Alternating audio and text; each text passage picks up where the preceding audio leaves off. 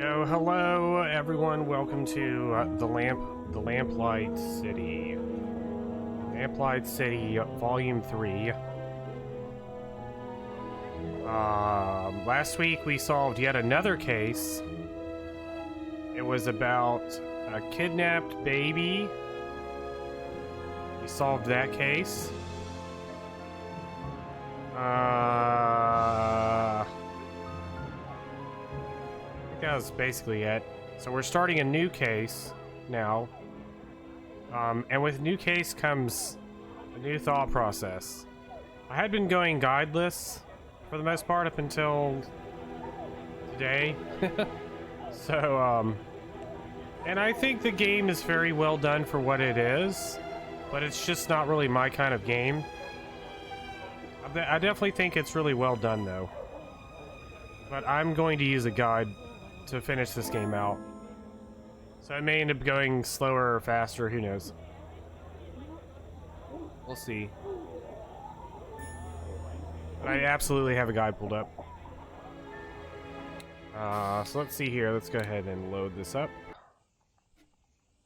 Day 3. Don't worry, Miles. I don't watch when you and It would be nice. I thought you appreciate. Mm-hmm.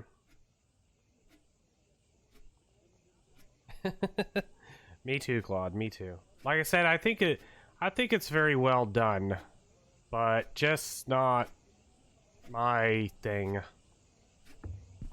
Highly recommend to people that like this style of game, though. So, you're up at last. Is something the matter, Addie? Oh, I see. You don't remember last night, do you? I guess I shouldn't be surprised.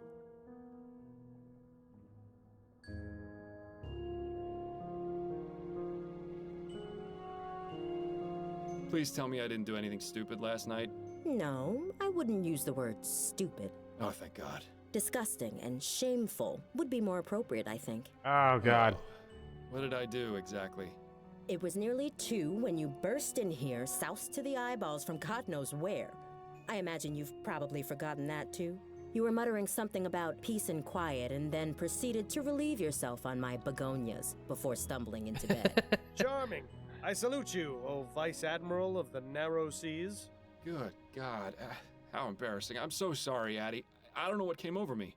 I don't either. I've never seen you in such a state, and I pray that I never will again. Oh, my God. You won't see me like that again, ever. Trust me. What possessed you to go out and get so drunk anyway? I decided to stop taking the soporific. It was interfering with my ability to focus on cases. I thought perhaps having a drink or two would help me sleep, and I got a bit carried away. I see. Well, I'm at least glad you've stopped taking that terrible medicine. But trading it for alcohol? This had better really be a one-time occurrence. Anyway, you got another message from Upton. It's there on the table, if you're feeling fit for the world now. Fit for the world. Let's check the newspaper first. Harris baby found. That was us. We did it. Charles Harris, blah, blah, blah. Kidnapper was Linda Walker.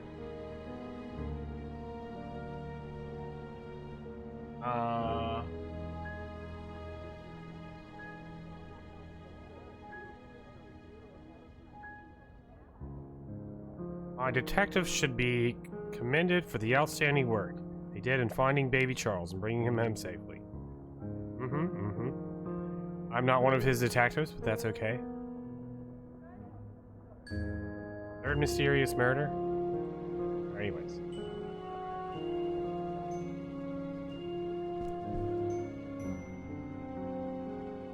Fordham. A new case has come in, but the police are already investigating. Details have made their way into the newspaper. I won't be able to meet you at Rowan, so here are the details. The deceased is Desiree Lathan. Her apartment is at 840 Right Way. Good luck. Huh. What does Upton say this time? That she can't meet me, and that I should go straight to the scene of the crime. I wonder if that means the police have started to suspect that she's giving you these cases. She also says news of this case has been made public, and the police are already investigating. That explains the article in the newspaper. Which one? The one about Desiree Lathan, the woman who was found burnt to death. Ugh, that sounds absolutely dreadful. Where's the crime scene? 840 Right Way. It's not too far from here, thankfully.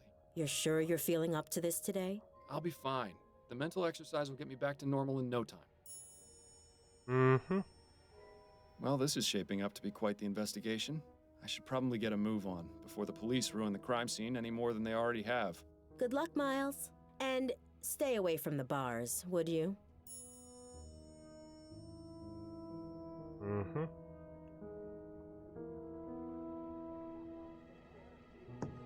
Addie? What is it, Miles? What have you been up to lately? Nothing particularly exciting. My usual clients have been scheduling appointments, and I've been trying to get some new ones as well. In my free time, I've been catching up on my reading. Anything good? Yes, the conclusion to the dissembling mechanism was just published in Brentwell magazine last week. What's that? James Penstroke's latest serial. I wanted to read it to you, but you haven't been around much lately. Perhaps I'll take a look now that I can actually concentrate again. Yes, you could read it to me. I wouldn't mind hearing it again. It would certainly be a nicer way to spend your time than going out drinking. Aww. Addie, please know that I'm deeply sorry for my behavior last night. I'll do everything I can to make it up to you. Would you like me to get some new begonias? I don't need pretty flowers or pretty words, Miles. I just want things to go back to how they were. That's really all the apology I require. Was Desiree Lathan a client of yours by any chance? No, but plenty of the other grand dames used to gossip about her. What sort of things would they say? Usually they'd comment about how much she'd had to drink the night before. I got the impression she was quite the tippler.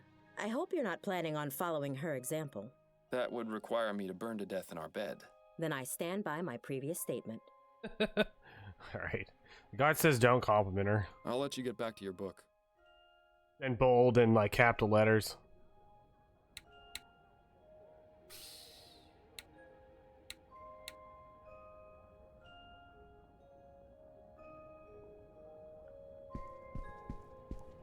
I mean, she's kind of mad at us. I shouldn't be gone too long. I look forward to your return.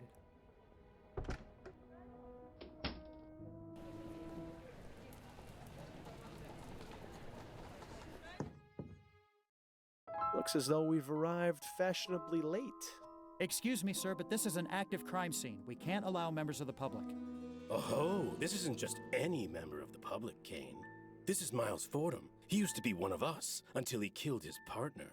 Wonderful. Officer Parsons is on the scene. It's a shock the apartment isn't in a shambles. Good day to you too, officers. Fordham? What are you doing here?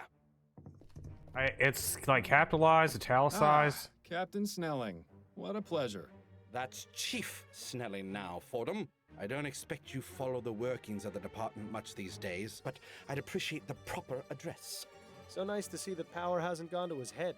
My apologies, Chief Snelling. You haven't answered my question. What in blazes are you doing here? Mm-hmm.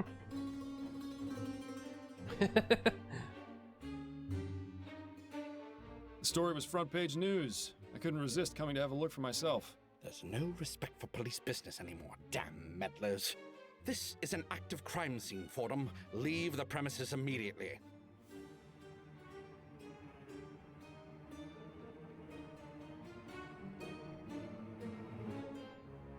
We could solve this case in no time if we work together, you know. We don't need any help, not even from former detectives. Parsons, I'm going back to the station. I want you to report the minute you're done here. Understand? Yes, sir. Now, don't get any funny ideas, Fordham. If you so much as breathe on anything in here, I'll have you arrested for tampering with a crime scene. Do I make myself clear? Alright, this guy's the best VA in this game so far. Sure, whatever you say, Chief. Keep your nose where it belongs, or you'll have me to answer to.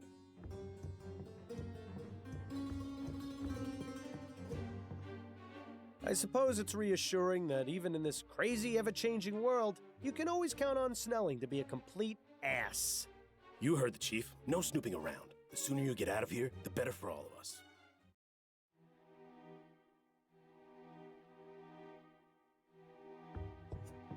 Begging your pardon, officer. Yes, what is it, sir? Is there anything you can tell me about Desiree Lathan? I'm afraid not. You don't have clearance in this investigation. And there's nothing I can say to convince you otherwise? My superiors would be very upset if they knew I was breaking the rules. I'm sorry. I think the operative phrase in this instance is if they knew. We need to find a way to get Parsons out of here. Maybe we should visit Upton at the station. How long have you been on the force, officer? 2 months, sir.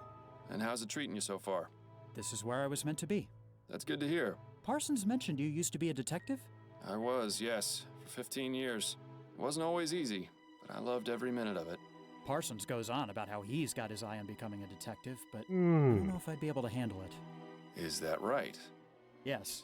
He's up for review. I think he's trying to impress Snelling to improve his chances. Parsons wants to be a detective? Now I've heard it all. As if he needed more of a reason to be Snelling's lapdog. Do you enjoy working with Officer Parsons? I don't like to talk about my colleagues, sir. Especially when they're standing right over there. I understand. Perhaps this isn't the right time to be asking. What was Chief Snelling doing here? Nothing more than a routine inspection of the crime scene. Routine inspection? But the Chief of Police only goes to extremely high-profile crime scenes. I couldn't possibly comment on that, sir. Thanks for your time, officer. Not a problem. Definitely too young to be Miss Lathan. Perhaps a relative? Judging by these books, Miss Lathan was quite the fan of poetry. Let's just hope her taste was better than Madame Dupre's. Excuse me, Officer Parsons. Clear off, Fordham. The chief doesn't want you here, and neither do I. You aren't on the force anymore, so you've got to respect the rules, just like every other citizen. He'd be respecting my fist if I were alive, believe me. I'm not trying to cause any trouble. I just want to ask a few questions. Well, if it will get you to leave faster. Man, those are some chops. What can you tell me about Desiree Lathan? Nothing. Because you don't know? No, because I'm not going to betray Chief Snelling's orders and divulge that information to the public. Come on, Parsons, you know me. What harm would it do to tell me just a little bit? Do I have to state the obvious? If it were up to me, you'd be in jail for murdering an officer. I wouldn't make such claims without knowing the facts, Parsons. It could get you in serious trouble. It'd be a real tragedy to see your career cut short and you back in the workhouse polishing airship rivets. You don't scare me, Fordham. Rest assured, the feeling is mutual. Dang. Have you made much progress on this investigation? Did you not hear me the first time, Fordham? Drop it before I have to arrest you for interfering with a police investigation. You're looking well these days, Parsons. What's your secret? Secret? I don't know. Maybe something about getting a good night's sleep without blood on my hands? Does wonders. Wow. How long has Officer Kane been on the force? I'm not one to gossip, Fordham. That's only the second most hypocritical thing I've heard today. Ask him yourself if you're so interested. Why was Chief Snelling here anyway? He's the chief of police, and this is an official investigation. It doesn't take a grand leap of logic. Yes, but the Chief of Police never bothers with a crime scene unless it's of great importance. Your point? Does that mean this crime scene is, in fact, of great importance? You're the investigator, Fordham. I'll leave you to work that one out. I hear you're looking to become a detective, is that right? Yes, that's right. Shouldn't be a difficult bar to clear, given the caliber of some former detectives. The process isn't easy, you know. You have to prove you're the best of the best. Don't think I'm not aware of that, Fordham. I'm just saying, standing around here isn't going to do you any favors. I know that. First chance I get to shake this grunt detail for a shot at some real investigation, I'm all over it. Parsons' eagerness might be something we can use to our advantage. That's all I wanted to know. Good. This guy's gonna be our BFF by the end of this case. No title. I doubt it's a diary. People rarely leave those things laying out in the open. An invitation to the Gascon Grand Dame's Ball. It seems it was held 2 nights ago at the Gascon Supper Club. Might be worth looking into, seeing as it's our only lead right now. Bro.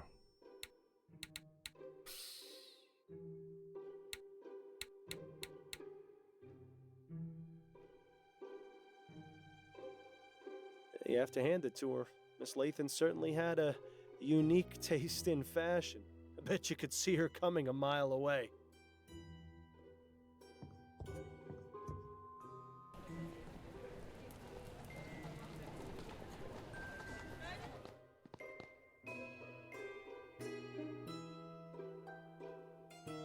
Nobody's bothered clearing this table yet, it seems. I'll take that. Well, if no one's cleaned up, you might as well do them the favor. The bridge to Lyon overlooking the House of Parliament. I suppose that seeing that helps the patrons of this club put on airs.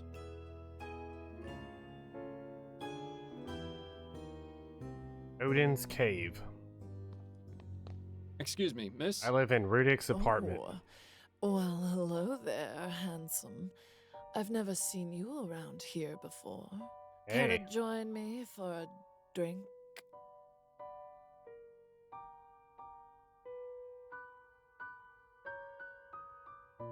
A bit early in the day, don't you think? Perhaps I would think, if I wasn't on my third cocktail. Impressive. You may have just met your match. The name's Miles Fordham, and you are? Charlotte Robineau. Pleasure.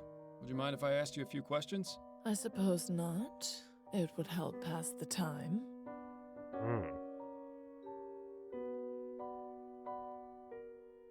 Were you here for the Grand Dame's ball the other night? Of course, we all were. Well, except for Laura. Terrible business. You mean Laura Dupre? The very same. Have you met? I have. In fact, I investigated her attempted murder. Is that right? I heard she ended up in jail for torturing her servants. Yes, it was quite disturbing. I didn't think Laura was capable of such a thing. She always seemed so kind. I guess we all have our dark secrets. Does that apply to you as well, Miss Robineau? If I told you, then it would no longer be a secret, would it? Fair point. I wonder how much some of the conversations like this one change if you didn't solve the crime. Do you know Desiree Lathan? I knew her, yes. When did you last speak to her? Oh, it's been ages. She and I haven't had much to do with each other for a while. Why is that? It's really not important. We just didn't see eye to eye on a few things. Was she at the Grand Dame's ball? Yes, she was. Drinking up a storm as usual. Desi really knew how to enjoy herself. How much did she drink? Oh, I don't know. She used to outmatch me, and I can handle quite a bit. Tell me a little about yourself. Why, Mr. Fordham, I hardly know you. That said, I'm always open to making new friends. Ooh, watch out, Miles. I think she's getting ready to pounce. Compliment her, though. I must compliment you on your lovely hairstyle. Oh, how sweet of you to say. Though it is getting a bit ragged. I'm having it done this afternoon, in fact. My girl Adelaide is a treasure. You don't say. Well, she must be talented to improve on near perfection. Oh, such a flattering tongue, Mr. Fordham. What can you tell me about Desiree's death? Just what I've read in the papers. She burned to death. It's horrible. She certainly didn't deserve to die in such a gruesome way. Did she have any enemies? Anyone who might have wanted to do her harm? No. Everyone loved her. Except you? Mr. Fordham, I said we haven't had much to do with each other. That doesn't mean I didn't care for her. Now please, let's drop the subject. Thanks for your time. I'll let you get back to your drink. Thanks, sweetheart. These are all high-end foo-foo liqueurs and cordials. You couldn't pay me to drink that rubbish. That painting depicts a hand dropping a bunch of blood-soaked silver coins into another hand. Definitely sets the bar for the type of people who come here, I'd say.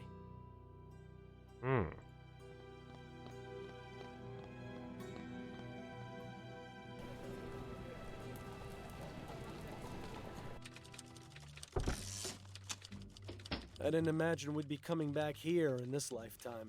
Fordham, have you solved the case already? Don't I wish? I haven't even gotten started. Well, I'm here if you need anything. Just be sure not to let Snelling see you. Is he back yet?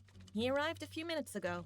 I expect he'll be sequestered in his office today, so you shouldn't have to worry too much. Bar Good to know. stool.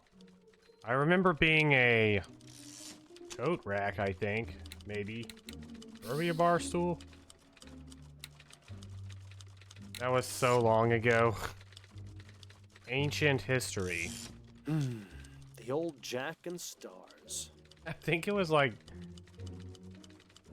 a lamp or like a coat rack. I think it was a coat rack. Got a moment, Upton? Yes, but let's make this quick. Back to work, I see. Yes, well, the coffee shop holiday had to end eventually. I'm gonna have to find someplace else to meet you. The higher-ups are getting suspicious. To be honest, it was a bit wretched there. I won't miss it. Well then, Mr. Big Bug, you can have the honor of choosing the next place. Under a bridge somewhere, perhaps. Have you been able to find any leads on Bill's death? Have you? Not yet, no. I don't want to get your hopes up, but I may have something. Oh? The man you're looking for, he was burgling a flower shop, right? Yes. I couldn't help but notice that in the last 2 cases you've had, plants have been used to drug people. It may just be a coincidence, but I also think it's really? something worth looking out for. If it becomes a pattern, there's a good chance it might be related. But 2 different people did the drugging. True, but in both cases, they learned from someone else. It's a stretch, but it's better than nothing. I'll take it into consideration. I'm having some trouble with Officer Parsons. You and everyone else who's ever met him. What's the problem? He's keeping me away from the Latham crime scene. Of course. He's one of the most loyal to Snelling. Any suggestions for how I might get him away so I can look around? I might have an idea. There are several reported crimes that haven't been assigned yet, and Parsons is itching to prove his investigative chops.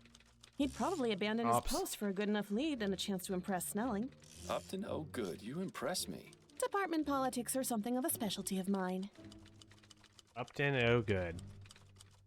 About getting Parsons away. All right, these are the, as of yet, unassigned crimes. The body of a young man was found in the Hodgman River by the Gascon docks this morning. A woman in Chumley reported hearing a single gunshot in her neighbor's apartment last night. There was a deadly explosion at a factory in Worcester that may be linked to sabotage. And that's it for right now. Any of those strike your fancy?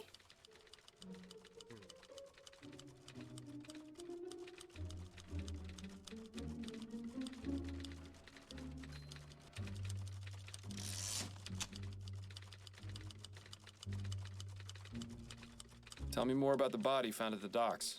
An unidentified man in his 20s was found in the river near the docks. The dock worker who reported it said that the body was bloated and decomposing. It must have been in the river several days. Dr. Edwards performed a post-mortem and determined the cause of death to be a blow to the head. I see. Certainly leaves a lot of questions. Do you think Parsons will be interested? Sounds good. Let's go with that one. All right, I'll send out the report as soon as we're done talking. Any updates on the Harris baby? He's back home and doing well thanks to you. I'm glad to hear it. You did an impressive job. I admit I was a bit concerned about how you'd fare after months of taking it easy. But I suppose detective work is like riding a bicycle. It's a guaranteed way to end up with a broken arm. I never broke my arm from riding a bicycle, but I definitely broke my nose several times. I see the Gazette has caught wind of this supposed mass murderer. Yes, Snelling has been positively fuming about it. Between that and the Latham case being publicized on the same day, it's been a nightmare for the department. Any idea how they got the information? I don't think anyone in the department has spoken to the press. Maybe they just have some very good reporters. So, is it serious? Should we be concerned? 3 murders is nothing to sneeze at, but all the victims have been men in Chumley. If that changes, then things might start getting urgent. Isn't that just the way of things? You can bet they'd have already caught the bastard if the first body had turned up in Leon. That's it for now. Better get back to it then.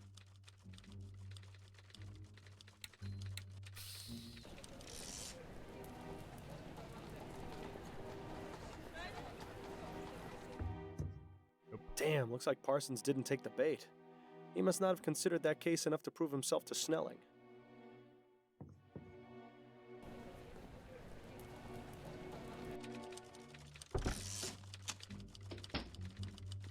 Got a moment, Upton? Yes, but let's make this quick. Unfortunately, Parsons didn't take the bait. Nothing worse than a picky investigator. I wish more people were like you. Thank you? All right, these are the, as of yet, unassigned crimes. A woman in Chumley reported hearing there was a deadly... And that's it for right now. Any of those strike your Explosion fancy? sounds good. Give me the details about the factory explosion.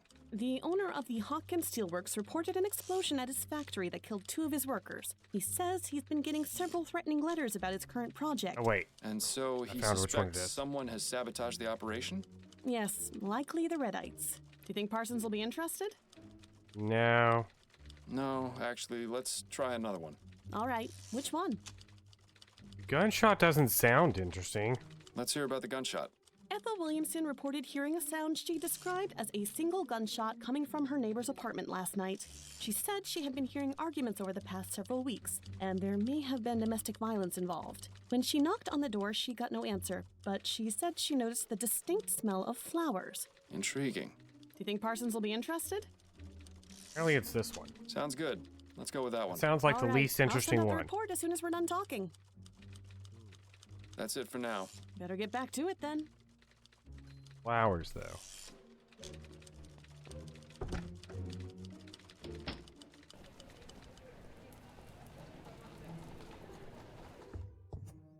Looks like Parsons took the bait. Now maybe we can finally have a look around the crime scene.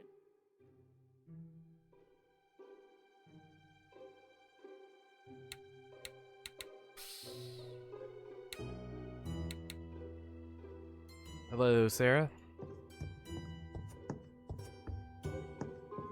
Begging your pardon, officer. Yes, what is it, sir? Is there anything you can tell me about Desiree Lathan? I couldn't really say. Come now, I'm trying to help this investigation. Any small detail would be useful. Well, I haven't really looked over the crime scene too much. It's rather gruesome, you see. Is the body still here? Yes, what's left of it at any rate. Miss Lathan was only identified by the tattoo on her foot. I see. Do you enjoy working with Officer Parsons? If I'm being honest, he can be a bit much sometimes. Trust me, you're not the only one who feels that way. I didn't have much interaction with him when I was a detective, but the few times I did weren't very pleasant. I could tell he doesn't seem to care much for you.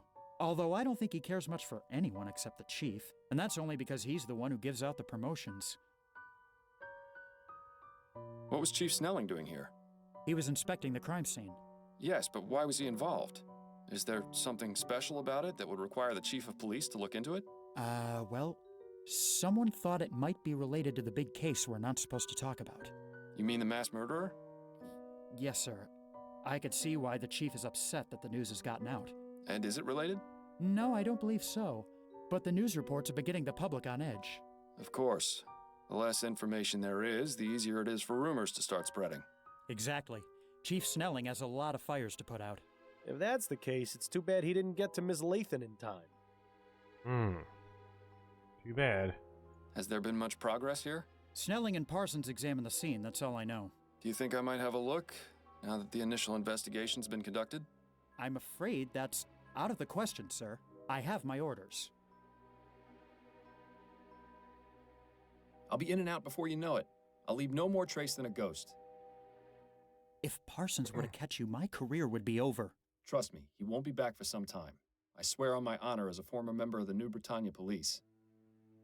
All right. I suppose you can go in for a moment, but please be quick about it. Thank you, Officer Kane. I promise this will stay between us. I just love rookie officers. They're so gullible. I once got one to shine my shoes for a week after convincing him it was department policy. Wow, Good rude. times. Thanks for your time, officer. Not a problem.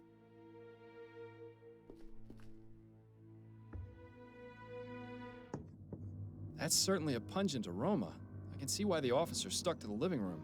Surprisingly modest quarters for a grande dame. You'd never guess she could buy out the likes of you and me 1,000 times over. That's a nice portrait of Miss Lathan. Too bad it was damaged by the fire. The area where the artist's signature should be has been singed and is unreadable. Too bad. But the date is still legible. It's from this year. Some crumpled up letters. They look to be of the romantic variety. They're from the same person, one Peter Andrews. It's always sad to see a case of unrequited love. I'm thinking we should find out who this Peter Andrews is. Good idea. Now, are you finally willing to admit that looking through rubbish does yield results sometimes? Fine, you win. Forgot about that. But I don't think I envy your prize. Adios, Desiree. Offer you my heart. Once again, I must declare my love. Alright. It looks as though Miss Lathan was in the middle of Hello, writing something. Otaku. It's an article for Brentwell magazine. Igniting the fires within. A Hmm. bit on the nose, wouldn't you say? Classic Brentwell. They have a reputation for making their writers go to extremes for their articles, all for the sake of entertainment. Perhaps we should pay their offices a visit, see exactly what it was Miss Lathan was doing for them. We are all familiar with the ideas of an inner fire, a term usually applied to our sense of passion or determination. What if that inner fire was more physical nature? That is to say, if each of us had the capacity to light a real fire within our bodies. Whoa. Like the mitochondria within.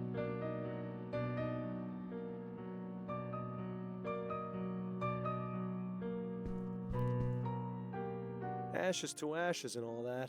I'm glad I was buried. Cremation always seemed a bit too hot to handle.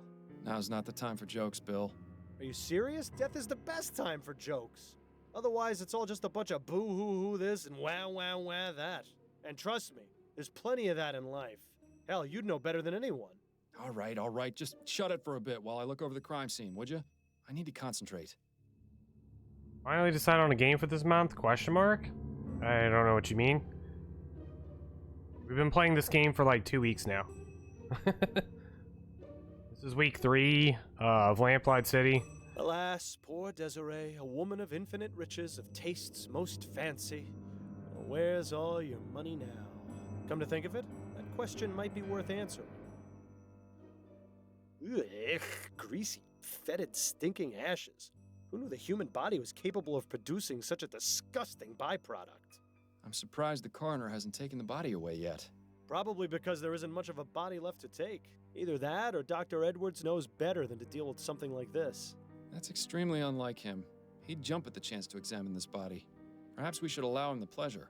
I hope you're not suggesting what I think you're suggesting.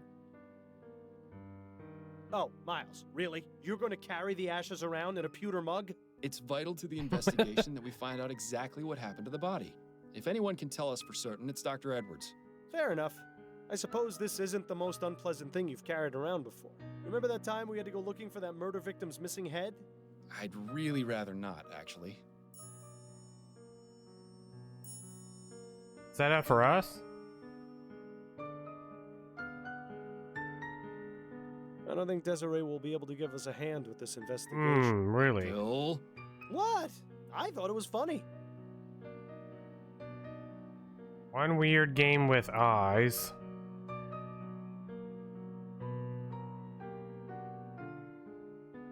Oh, Somnium Files. That's been 2 months ago.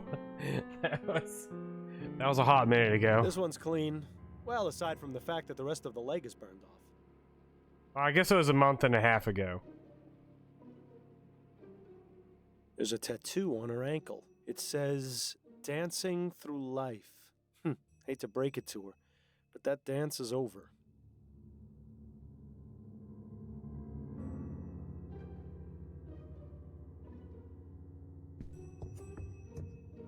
Odd. Another pile of ashes under the bed. Looks as though whatever she kept underneath got burned too. Or it could be that whatever was under the bed is what caught fire in the first place. Although, there's no evidence of what started it. All that's left is a small piece of cloth. Might as well take it. We're gonna leave less traces than a The ghost. cloth appears to have some oily residue on it. Interesting.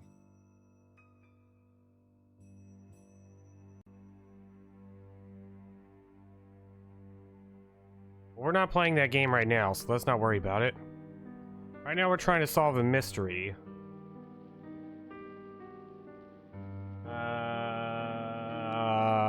Nightstand. There's a letter in here. Dear Miss Lathan, this letter is to inform you that we have This just keeps received your... getting more and more Okay. interesting. The law firm of Usher and Price isn't too far from here. I think it's definitely worth paying them a little visit.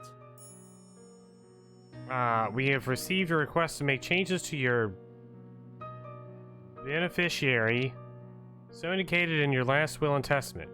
Please come to the law offices of Usher and Prince at 72 Cabin Street, so that we may renew the documents and make the necessary edits. I don't see how this is a setup. I am intrigued.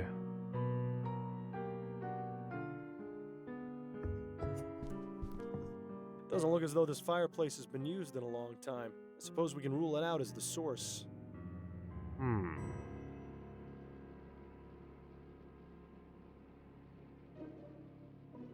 The flames must have been fairly high to be able to stain the ceiling like that.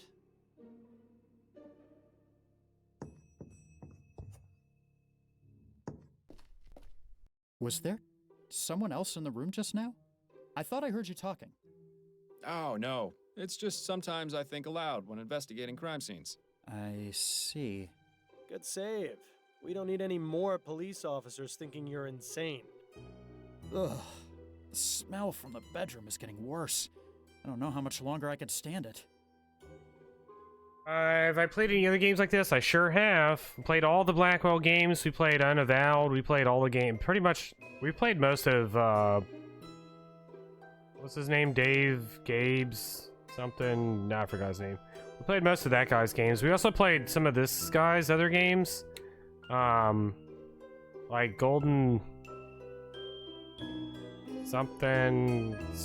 The one about Florida. I played Gabriel Knight. Didn't really like Gabriel Knight, but I did like the Blackwell stuff. I think the Blackwell stuff was it just had more interesting characters.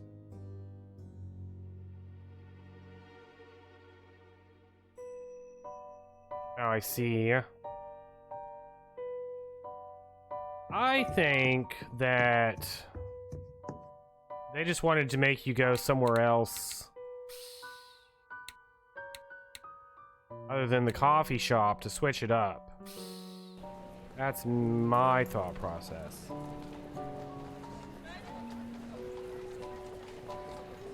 The body not being taken away is definitely weird, though.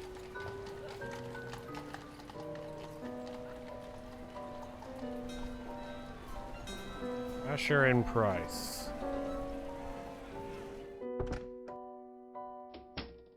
Good afternoon, sir. Welcome to the law offices of Usher and Price. May I help you? Yes, good afternoon. My name is Miles Fordham. I'm a private investigator, and I'm looking for Jonas Usher. Oh, I'm sorry, sir, but Mr. Usher is not seeing anyone today. If it's a matter of urgent legal importance, you could see Mr. Price. Oh, that smell! I thought I told Mr. Usher to throw away that sandwich. Begging your pardon, sir. Yes? Sir, it is of the utmost importance that I speak with Mr. Usher. And as I said, he isn't taking visitors today. But it's in regards to his client, Desiree Lathan. Or should I say, former client. Miss Lathan found another attorney? No, I'm sorry to be the one to have to inform you, but she's dead. Dead? I had no idea. No? It was in today's newspaper. I haven't read it yet. Mr. Usher forbids it in the office. But surely he's read it. Just because he forbids you reading the paper in the office. No, I mean he forbids the presence of newspapers in the office. He fears they bring in outside germs. I see. In any case, if what you say is true, I'll need some sort of proof. I suppose just bringing in a copy of the newspaper is out of the question then. We'll have to find another way. Here's her ashes. They're full of dirt. I appreciate your time. Enjoy the rest of your day, sir.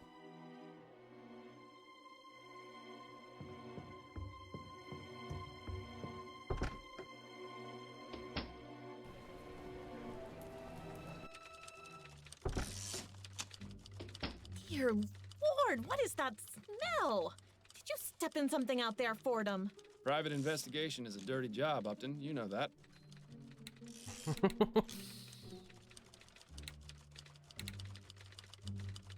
Hold on. I'm gonna load, but I'm curious. Hey, Addie. Here I am. Welcome home. Miles, did you leave the gas on again? No, dear. I've just got some pungent evidence on my person. Well, get it out of here before you stink up the place. My plants can only do so much. The guy says you're welcome to walk around and see what people think of how you smell.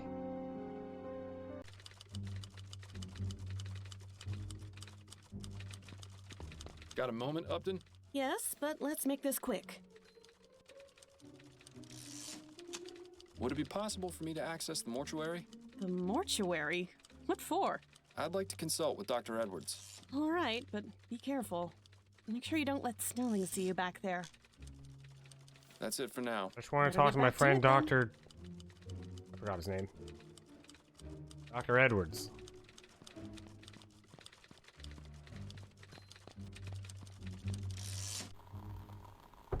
Ew. Dr. Edwards' lab was always a fascinating place to learn about death. A bit less so now that Ew. I'm quite the expert. Oh, did I miss cleaning up some bit of that last corpse? Oh, Fordham, what brings you down here? Hello, Edwards. I was wondering if I could pick your brain. Yes, of course. There's one in a jar over there, and I may have another one around here somewhere. That coroner humor never gets old, does it? Anyway, let me know what you want to discuss. This fellow's not going anywhere. Second. Pardon me, Edwards. Yes? Oh, thank God. All right. I've got these human ashes from a crime scene. Straight to the point. I knew I liked you for a reason, Fordham. Who do they belong to? Desiree Lathan. She was a Gascon Grand Dame. Oh, of course. I heard about that case. She was found burned in her home, wasn't she? That's right. I meant to go over there later today. Well, then I suppose I've saved you the journey. Would you have a look at these? Does this mean you're officially on the case? Not as such. In fact, I'd appreciate it if you didn't mention I'd been here. Ah, clandestine operation. Sneaking around under Snelling's nose. I don't have much of a choice. I'm pretty much persona non grata around here these days. Well, you're always welcome in my mortuary. Preferably while still breathing, of course. Anyway, I'll just take those ashes off your hands. I'm sure your social life will soon improve. Yes, I was making quite the impression. This is an interesting choice of container. It was either that or carry them around in my bare hands. Well, I'm a bit busy right now, but I should have something for you within the next couple of hours. But you do realize the information won't be exclusive to you. I'll have to pass it on to the detectives on the case. Naturally. That just gives me more of an incentive to work quickly. Hmm. I found this piece of burned cloth at the crime scene. Could you take a look at it for me? This is from the Lathan case? It is, yes. What do you need me to look at exactly? It appears to have some oily residue on it. Interesting. I'm afraid I have my hands full right now, but you can feel free to use my workbench if you'd like. To do what exactly? Surely they taught you something about basic chemical analysis when you worked here. Yes, well, I always let Bill handle the more technical aspects of our cases. A real pity I'm not around to help you anymore, isn't it? But I'll have a look and see if something comes back to me. Keeping busy down here, Edwards? Oh, you know me. I've always got my hands in someone. Edwards always did have a way with words. This postmortem was just a formality, really. The victim died of a gunshot wound to the head.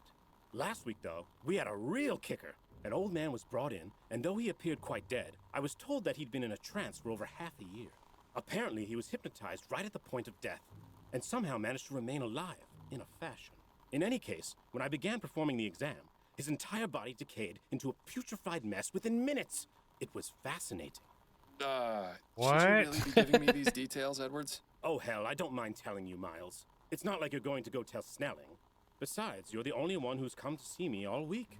Dead people make lousy conversationalists. Hey, I take offense to that statement. So, Snelling got promoted to chief, did he? Yes, not too long after you left. Personally, I think he took advantage of your situation to change things around here. Was it really that much of a shock? Bill and I weren't exactly the most well-liked detectives on the force. But you were respected.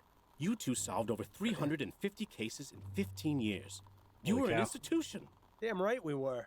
It's so easy for people to resent their more successful peers. Ah, Edwards. Nice to know someone missed us. You didn't examine Bill after he died, did you? Ha! He wishes. No, there was nothing inconclusive about his death. He died from impact after falling from the roof of a building. Why, was there something else I should have looked into? No, I was just curious. As fond as I am of Edwards, it would have been a bit much for him to go poking around my insides. Thanks. That's all I needed to know for the moment. Anytime, Fordham.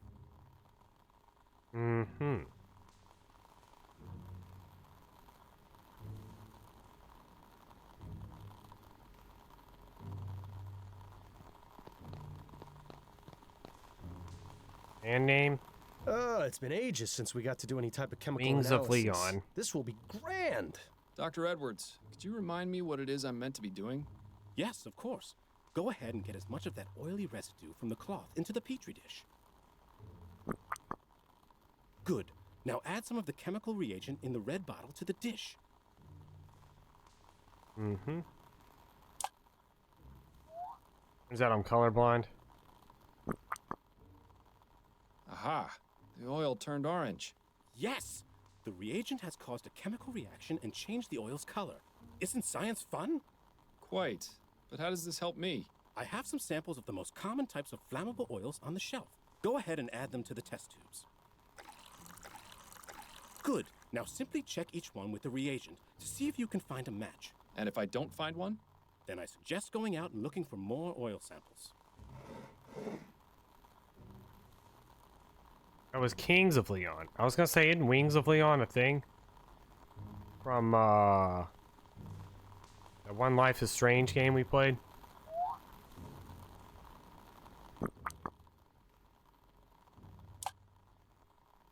I don't know what to think of these, Claude. They're a Well, little oil be damned. random. Looks like that's not a match. Oh, you love it.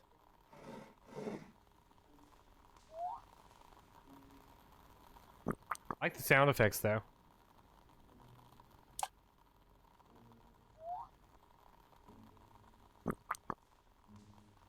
So much for kerosene being the culprit.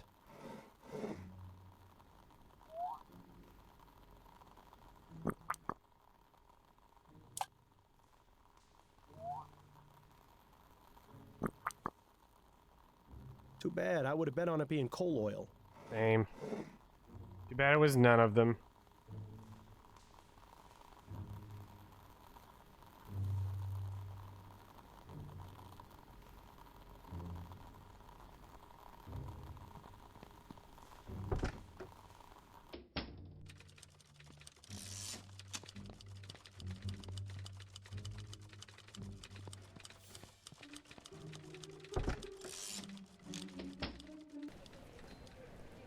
Let's see.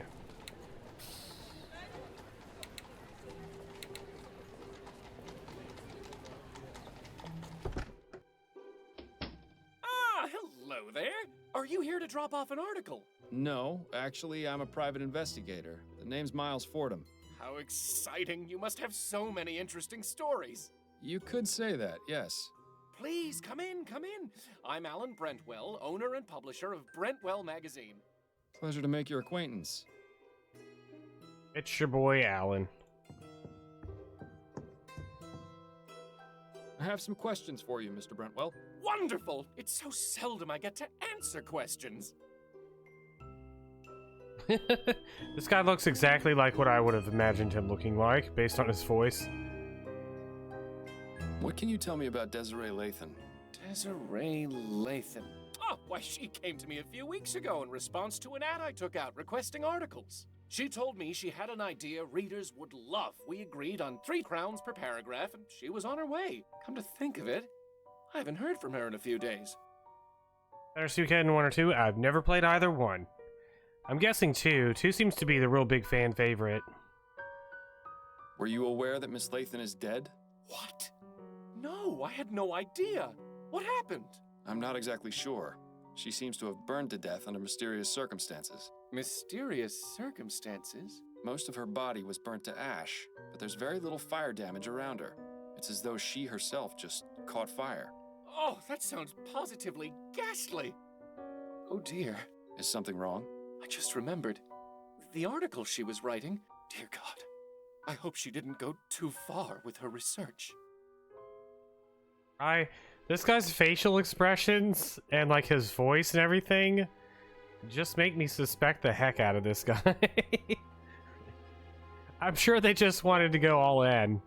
This is probably the actual creator of the game, just animated himself. Pretty hardcore about it. Yeah, I don't know anything about Suikoden. I've never really cared for those games. Tell me about Brentwell Magazine. We're a monthly publication focusing on both fiction and non-fiction pieces.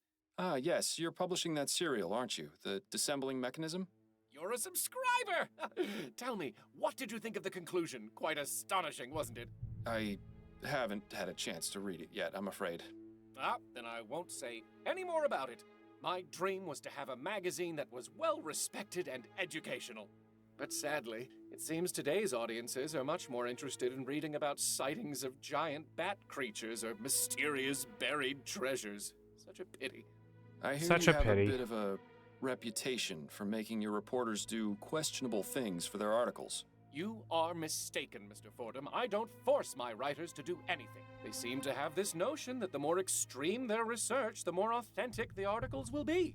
What sort of extremes are we talking about here?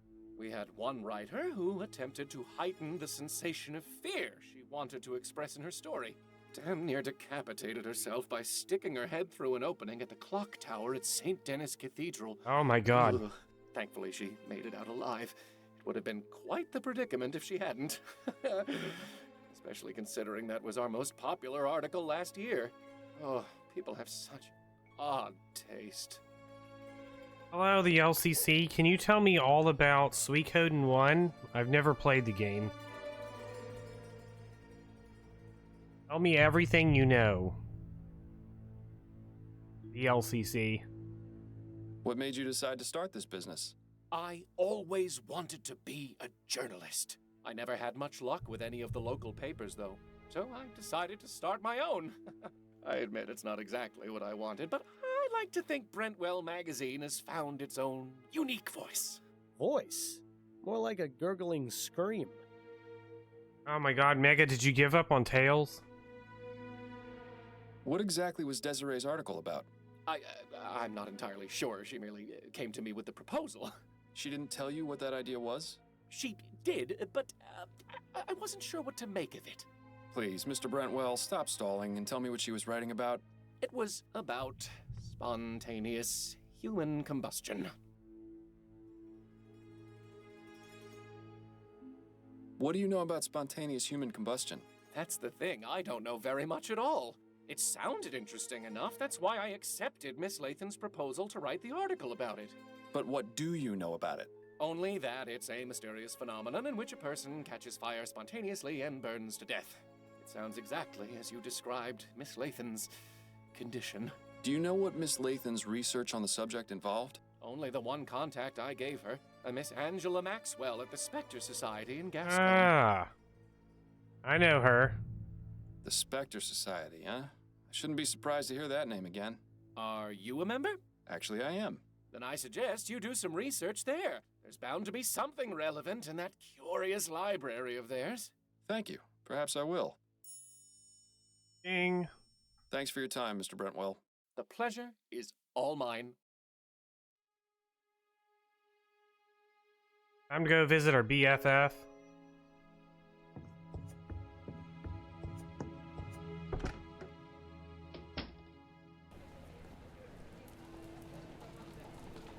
I like the icon for the Spectre Society.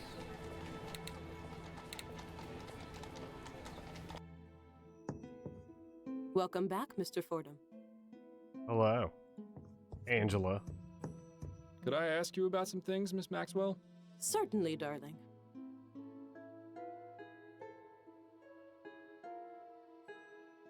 Are you familiar with a woman named Desiree Lathan? Yes, she came to see me just last week. She told me she was doing research for an article she was writing for Brentwell magazine.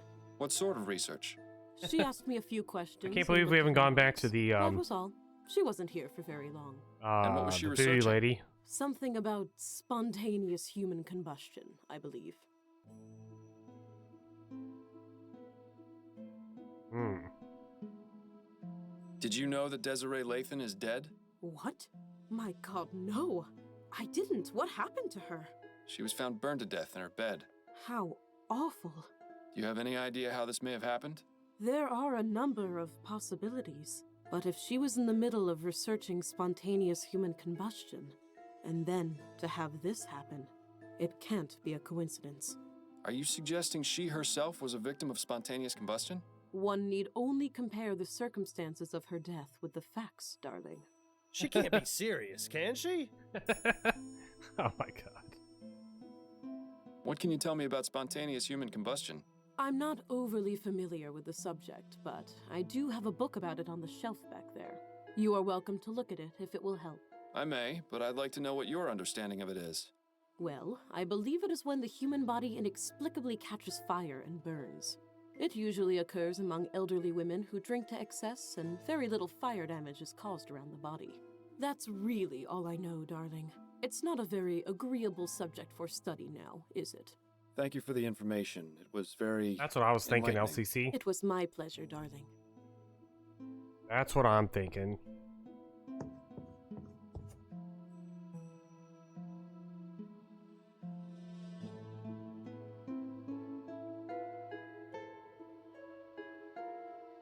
Ah, here we go. Sideways book. This all sounds strangely familiar, but spontaneous human combustion can't be real, can it? Then again, sometimes the simplest explanation is the correct one.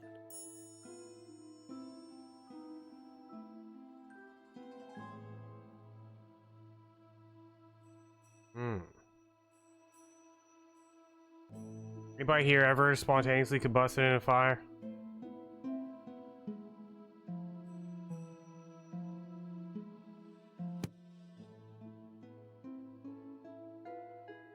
Yo, have fun, Mega. Thanks for dropping by.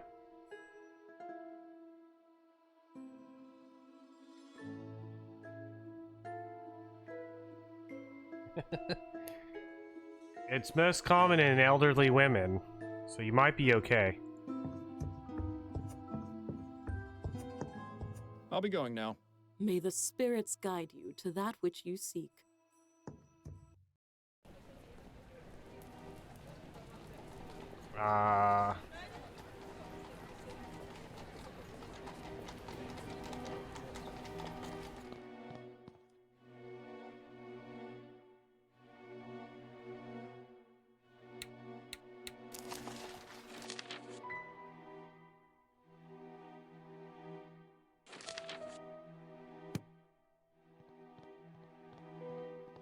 Miss Robineau?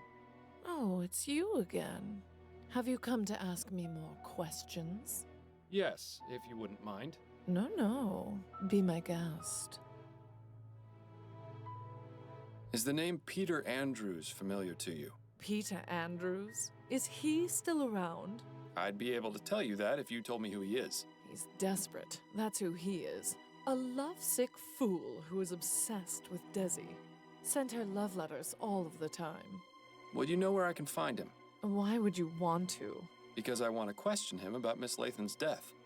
I suppose that makes some sense. All I remember Desi telling me is that he worked at the Bank of Vespuccia, a clerk or Bank of some Vesperia? such. Imagine. Thank you. That's very helpful.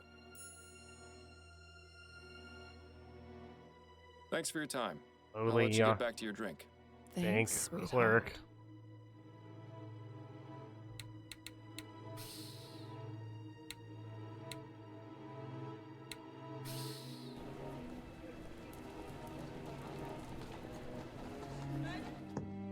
Mr. Fordham.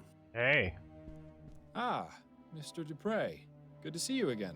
Is all well with you? Absolutely. Everything is wonderful.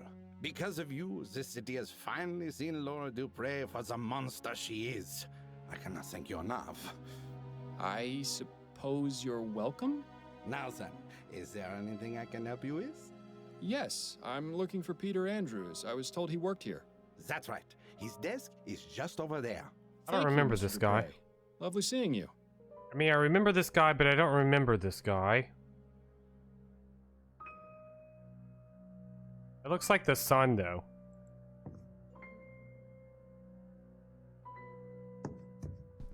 Mr. Andrews. Yes? Miles Fordham, private investigator. May I ask you a few questions? Yes, I suppose that would be fine. Have a seat. I'd rather stand if it's all the same to you. Now then. Do you know Desiree Lathan? Desiree Lathan? No, I can't say the name rings any bells. Mm-hmm. You say you don't know Miss Lathan. Would you care to explain these? Why are they crumpled up? Did she throw them out? And why do you have them? I just love catching people like this. Relax, Mr. Andrews. Let's take this slowly. Now, I can assume by your reaction that these are your letters? Yes, they are. So why did you lie about knowing Miss Lathan? I promised my wife I would cut off contact. But you clearly didn't. The most recent letter is from 2 weeks ago. Did she hire you? Your wife? No, that's not why I'm here. Ah, well, that's somewhat of a relief then. Were you aware of Miss Lathan's death? What? Desiree is dead? No. She was found burned to death in her bed. You're lying. You have to be. I'm afraid I'm not, Mr. Andrews. Oh, Desiree. Do you have any idea who might have wanted to kill her? No, she was a marvelous woman. Well, I'm sorry to have to be the bearer of bad news, but at least you won't have to worry about writing any more letters. That isn't funny, Mr. Fordham. Yes, it was. Don't listen to him. So your wife knows about your correspondence with Miss Lathan? Well, I don't know if you could really call it correspondence. Desiree never wrote back. But yes, Peggy, that is to say Margaret found out shortly after we married. Exactly how many letters did this bounder send, I wonder? At first I tried to make it out that she was just a friend, but she found one of the more intimate ones while I was writing it. I see. And what was her reaction? What do you think? I still have the scar from the glass that she threw at me. You're still married? Oh yes. Margaret comes from a very strict Catholic family. They would sooner she die than divorce. It hasn't been easy. She makes sure to take full advantage of the situation, always buying herself the most expensive jewelry and spending a fortune on food for those wretched cats. I swear, they're better fed than I am. Where might I find Mrs. Andrews? I'd like to speak to her. Our house is at 713 Longfellow Street, just at the edge of Gascon. But I warn you, it's a goddamn menagerie she's got. I'd stay away if you're averse to being covered in animal hair. I'll take my chances. Exactly what is your role here at the bank? I'm the manager. I handle the new accounts, organize finance, that sort of thing. Have you been here long? Coming up on 17 years. Is this at all relevant to your investigation? Anything could be, Mr. Andrews. Thanks for your time, Mr. Andrews. Man, I don't remember this guy at all. We haven't got anything else to ask him about right now. I think he's from the first case. A money dispenser? I tried using one of these automatic money dispensers once, but I nearly got my arm stuck inside. They still got a long way to go. Hello, I am winning. I think.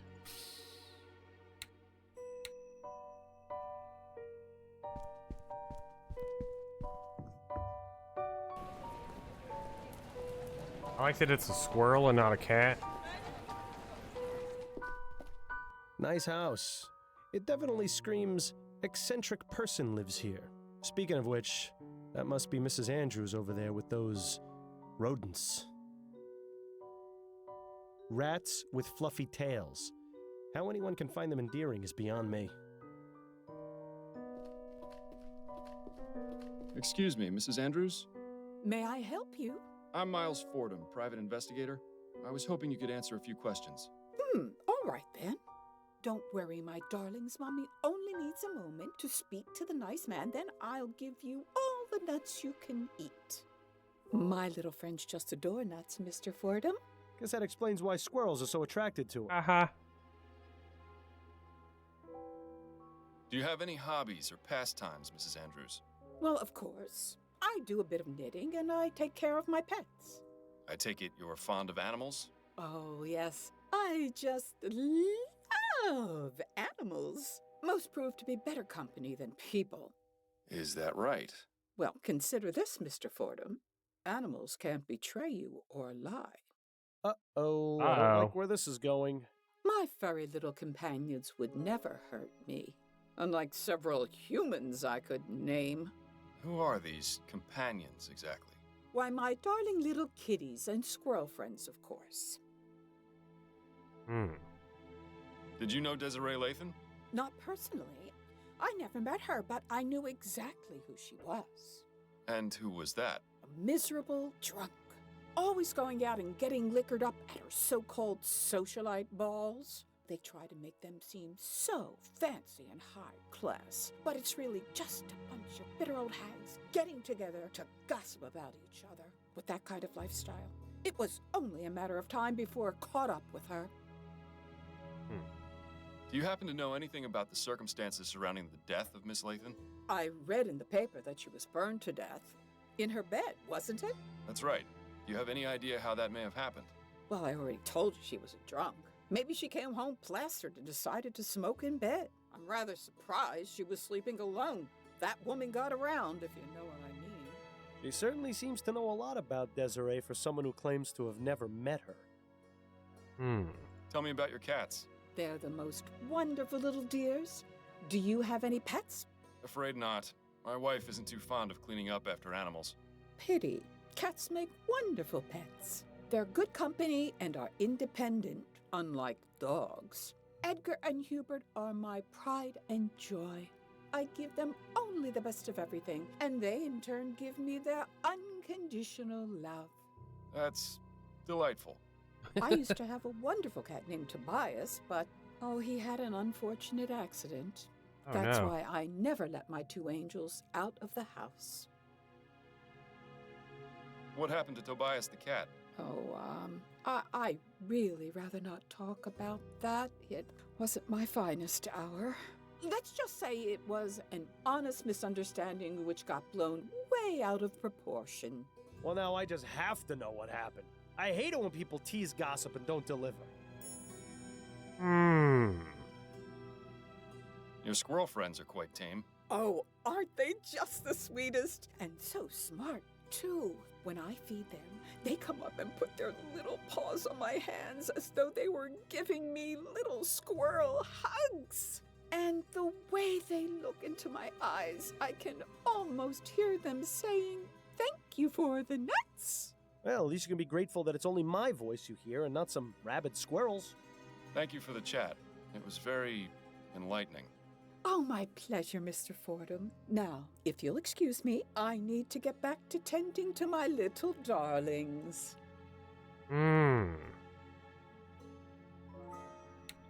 well, well.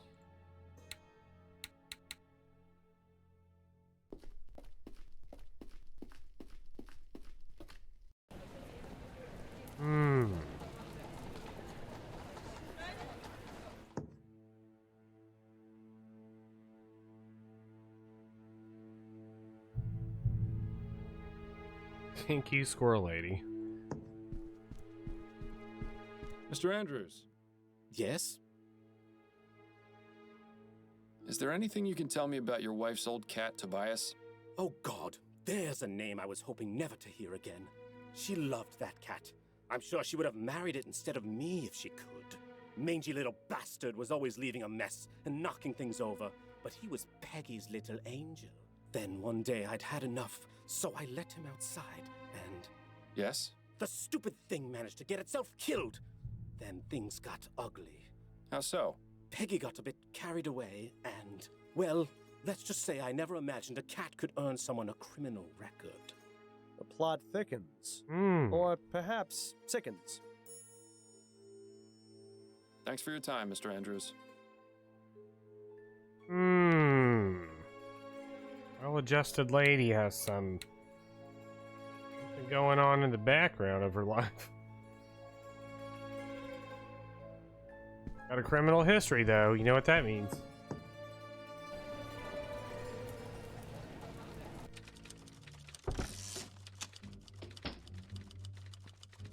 Got a moment, Upton? Yes, but let's make this quick.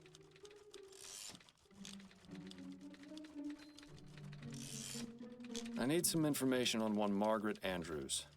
Apparently, she has a criminal record. Margaret Andrews, eh? Give me a moment to look her up in the archives. Yes, here we are. Margaret Andrews was brought in for questioning 5 years ago in connection with a fire at a theater in Worcester. Oh? Yes. Nothing came of it, but she was briefly a suspect. Oh, there's more. She also had a prior conviction for arson. You don't say. You don't File says say. she set fire to a cab after the driver ran over her cat. She served 6 months in prison for that. This was back in 1835. Fascinating. Thank you for your help, Upton. This has been extremely valuable. So, Margaret Andrews has a jealous streak and a penchant for setting things on fire. Seems a likely culprit to me.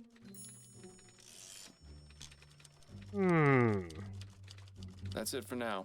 Better get back to it then.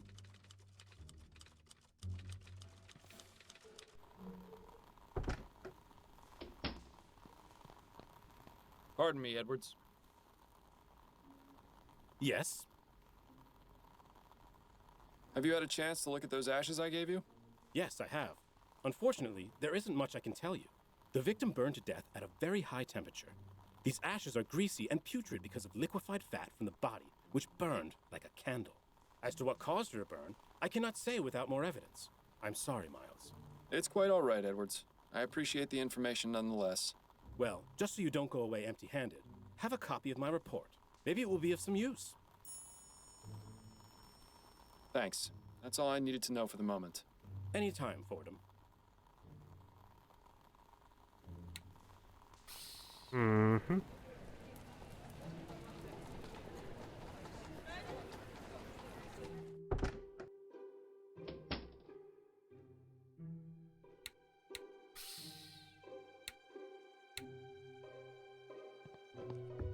Yeah, you can screw this place up a lot. Begging your pardon, sir. Yes? Perhaps Mr. Usher will see me when he sees this. No? What's that? A report from Dr. Malcolm Edwards, the city coroner, confirming Miss Lathan's untimely demise. Let me see that. Oh my. Wait one moment, would you?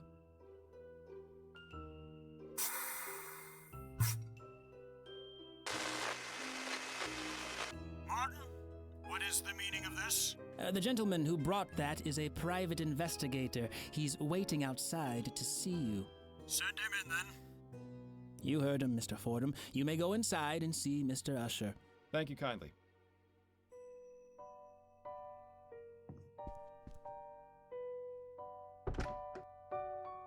So, a private investigator, are you? That's right. Miles Fordham is my name. Jonas Usher, a pleasure to make your acquaintance. Pleasure's all mine. So, it would seem that Miss Lathan has shuffled off the mortal coil, as it were. I'm sorry to say that is indeed the case. Please come in, have a seat. Make yourself comfortable. I only ask that you kindly wash your hands in the basin first, and limit what you touch in here. This one seems a bit on edge, doesn't he?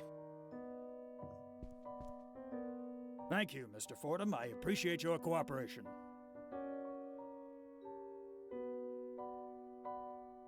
Stern-looking lady. Usher seems to like keeping his guests at a distance. 6-foot rule. Mr. Usher, I have some questions for you. And hopefully I have your answers.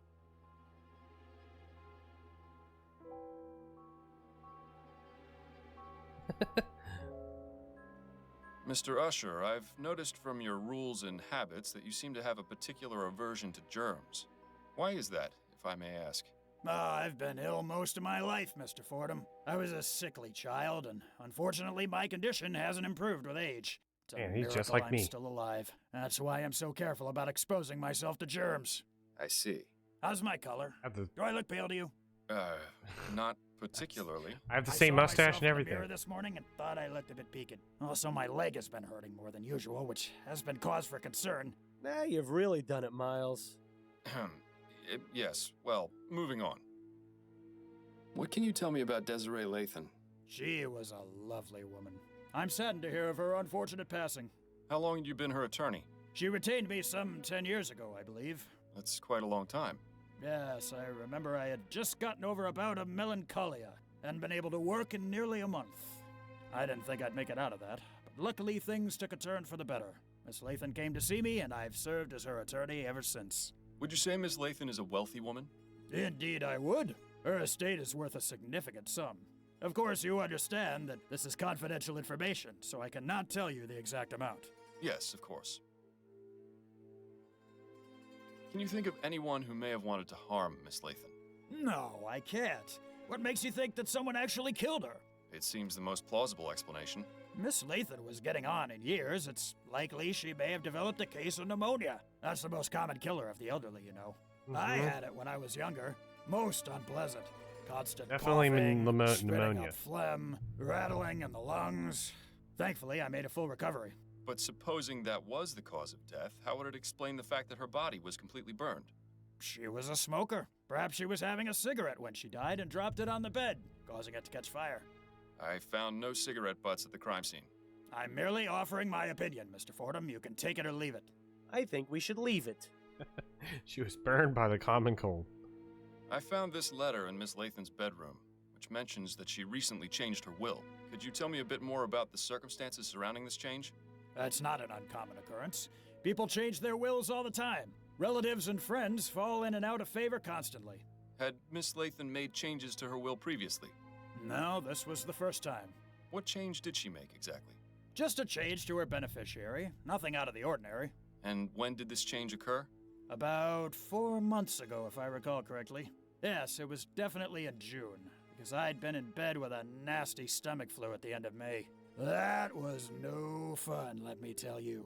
I think I lost nearly 6 pounds from the constant trips to the WC. Couldn't keep a thing down, and whatever did stay down soon came out the other end, if you get my meaning. I'd say his meaning is regrettably impossible to I get avoid. this guy. This is the most relatable I felt to any character in a video game. Who did Miss Lathan name as her new beneficiary? Mr. Fordham, please. You know I couldn't possibly tell you that. There is such a thing as attorney-client privilege. Tell me or I'll sneeze on you. Mr. Usher, if you don't tell me right now, I'm going to sneeze on you. You... what? I've been very sick lately, and I feel a rather nasty sneeze coming on. You wouldn't dare. Oh, wouldn't I? I really need that information. No! Get out of my office! Not if you don't tell me the name. All right! It's Roger DeVay! That's who she named as her new beneficiary! I need an address, Usher. I can only hold this sneeze back for so long. 775 Bubblechuck Place in Chumley! Now please get out of here before you infect me! There, see? That wasn't so hard. You scoundrel! You nearly gave me a heart attack! A fine performance, Miles. You've made me proud. Oh my god, I'm bleeding from my eyes from laughing. I got an achievement. How long have you been practicing law, Mr. Usher? Usher and Price has been operating since 1805. I took over from my father 15 years ago. The stress hasn't helped my heartburn, I can tell you that. Why, just last night I was tossing and turning because I couldn't stand the burning in my throat. That's why I've got these bags under my eyes, you know. Ah, yes. And Mr. Price? He's still here, although I think he'll probably be retiring soon as well. But the law firm has done well over the years, and I have a feeling it'll do even better in the years to come. Oh? Why is that? We're currently beginning a group litigation against Royal Maverick for the Lygia disaster. I'm confident that we'll recover quite a significant sum for the families of those killed. You weren't by chance affected by the disaster, were you? Thankfully, I wasn't, no. Shame. You could have joined the class action and done quite well when we win. You know, I always thought we detectives made our living off human tragedy. Thank you for your help, Mr. Usher. The pleasure is all mine, Mr. Fordham. I do like the way that the stories like intertwine as you go through all of this.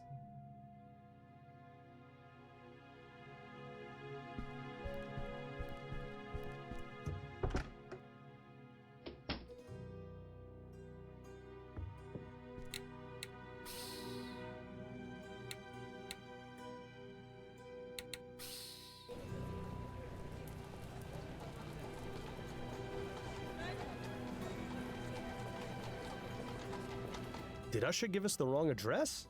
This should be 775, but there's no building here. This reminds me of that fishing anime.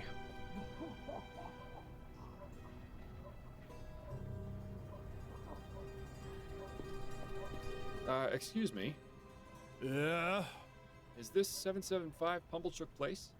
Yeah, it would be if the building were still here. Oh, I see. Might I ask you a few questions? You can ask. Do you know Roger DeVay? Know him? Of course I know him. He lives here with me. He does? Well, whenever he decides to come home, anyway. Rest of the time, I suspect he finds a way to sleep at his job. Me, I'd do the same, except I can't stand the smell of the horses. Do you know where Mr. DeVay works?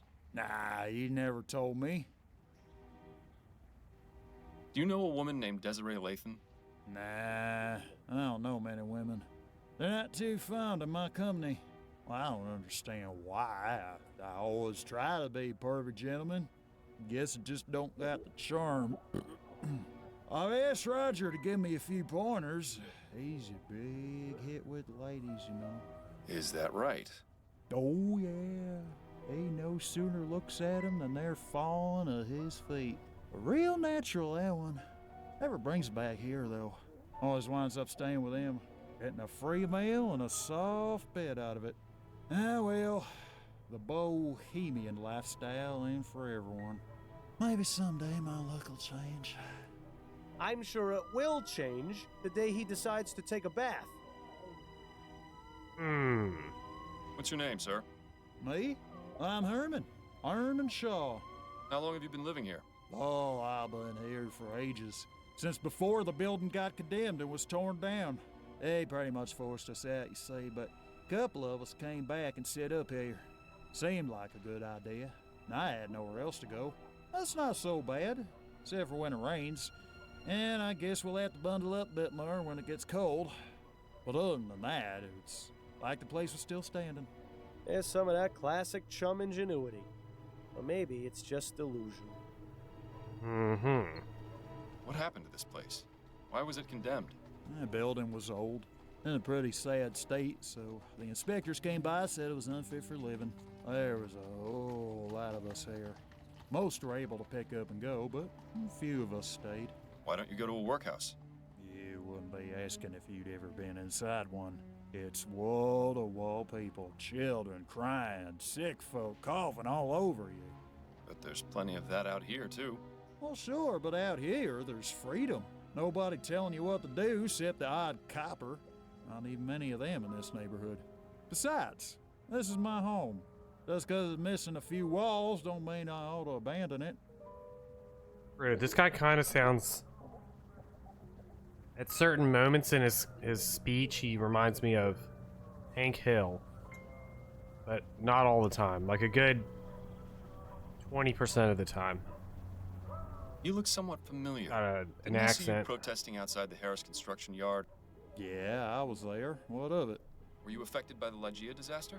Well, nobody I know was killed, if that's what you mean. So, why were you protesting the construction of the Lenore? That Devons fella promised he'd buy us a meal if we stood in the crowd. And for a free meal, I'd do just about anything. I thank you for your time. Maybe give us a shilling or two for the trouble? I'll consider it. Welcome back with food.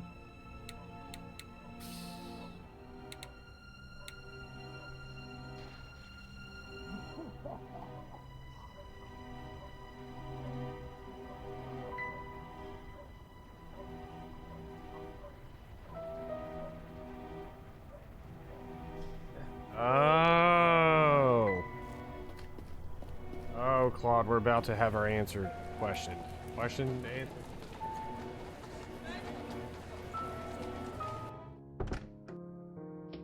I've managed to survive the wild streets of New Britannia. It's always nice to see you walk through that door.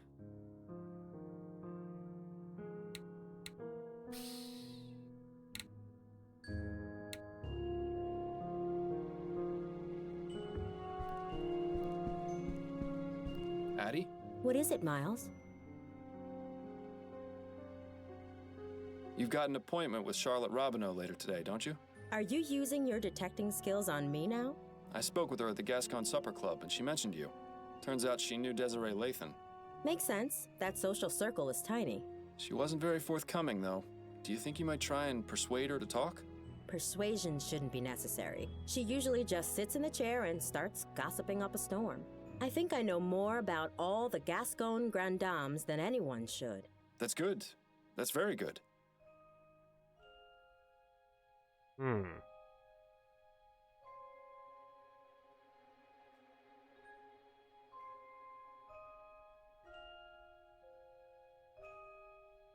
Right. These are the things I want you to ask her about. So you want me to take off about an inch, but keep enough for your curls? Yes, that's right. You know how I like it, Adelaide.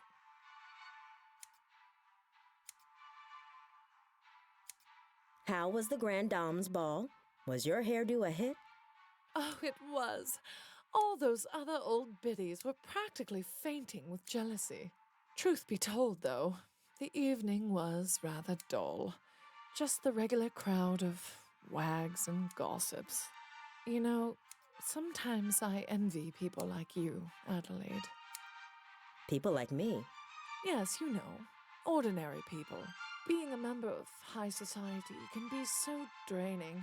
One quite lacks a sense of purpose, of ordinary honest usefulness that comes from a good day's labor. Have you done much of that sort of labor yourself, madam? What? No, of course not. But I imagine it must be quite good for the soul, quite grounding. Just being what you are. No airs or pretense. Oh, you've missed a bit there on the left ear. Do be sure it comes out even. Certainly, madam. I was reading in the paper this morning about what happened with Desiree Lathan. Did you hear about that?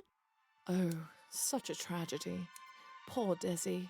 We hadn't talked in a long time, but how terrible to think of her dying in such a horrible way. My condolences. Thank you, dear. Did you and Desiree used to be friends? Oh, we were like sisters at one point. What happened? What else? A man got involved. Senseless tragedy. You were both after the same man? No, quite the contrary. We both enjoyed being unattached and had vowed to keep it that way. The spinster sisters, we used to call ourselves. But I fell for a man a few years ago. We got married, and Desiree stopped speaking to me. That's a shame. Yes, especially considering the marriage only lasted a few brief months. I lost both my husband and my best friend. I'm sure there's a lesson to be learned in that. Never get married. I heard someone mention that Desiree had her portrait painted recently. Yes, I heard that too. I think it was Caroline who told me. Yes, that was it, Caroline. She was looking for a portrait artist and told me Desiree had found one. Roger DeVay, I think she said his name was.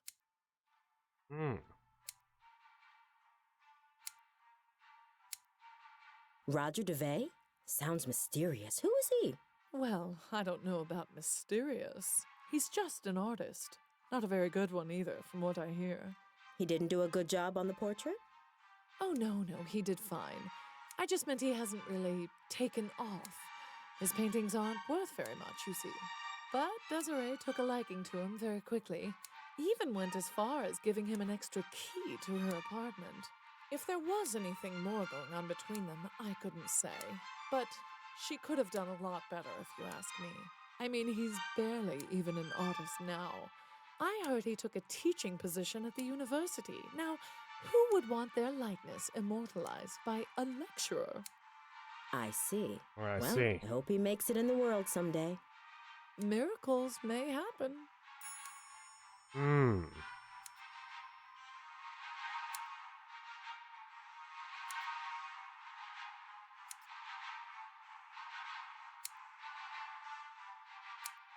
I have to say, your musical selection for today is lovely.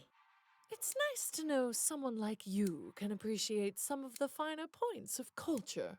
In case you were wondering, the piece is the Fourth Symphony by a composer named Theophilus von Wagner.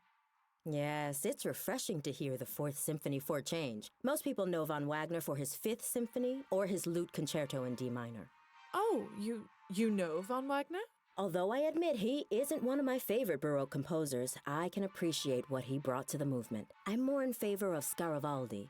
His development of the Concerto Grosso makes for a much richer musical tapestry. Wouldn't you agree? Oh, well, perhaps so. Do you have any favorites among Scaravaldi's works? His First Symphony is quite riveting. Do you mean his Concerto for Mandolin? He didn't have a First Symphony as such. Well, yes, that's what I meant. As much as I enjoy chatting, perhaps you should concentrate on what you're doing, dear.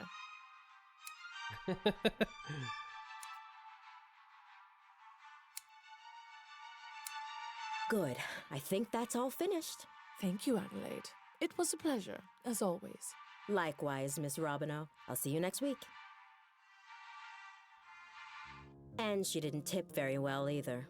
I'm sorry, dear. She sounds positively dreadful. No more than the other Gascon Grand Dames. I just hope you managed to get something useful from that. Dead.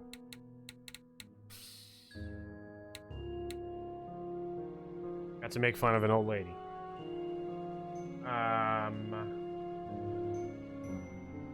I'll see you later, Addie. Take care of yourself out there. The university. Whoa. Whoa, don't turn around. All the tools an artist would ever need. Brushes, pieces of canvas, paints. There's also several jars full of clear liquid. Interesting. Huh. This is linseed oil. It's used as a drying agent for oil paintings. It would be a good idea to take a sample of this, Miles. Especially now that nobody's looking. Yoink.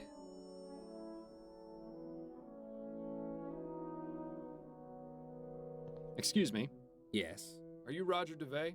I am. Miles Fordham, private investigator. I have some questions for you if you aren't too busy. Will this take long? This isn't exactly the best time. It shouldn't, no. All right then. Quickly.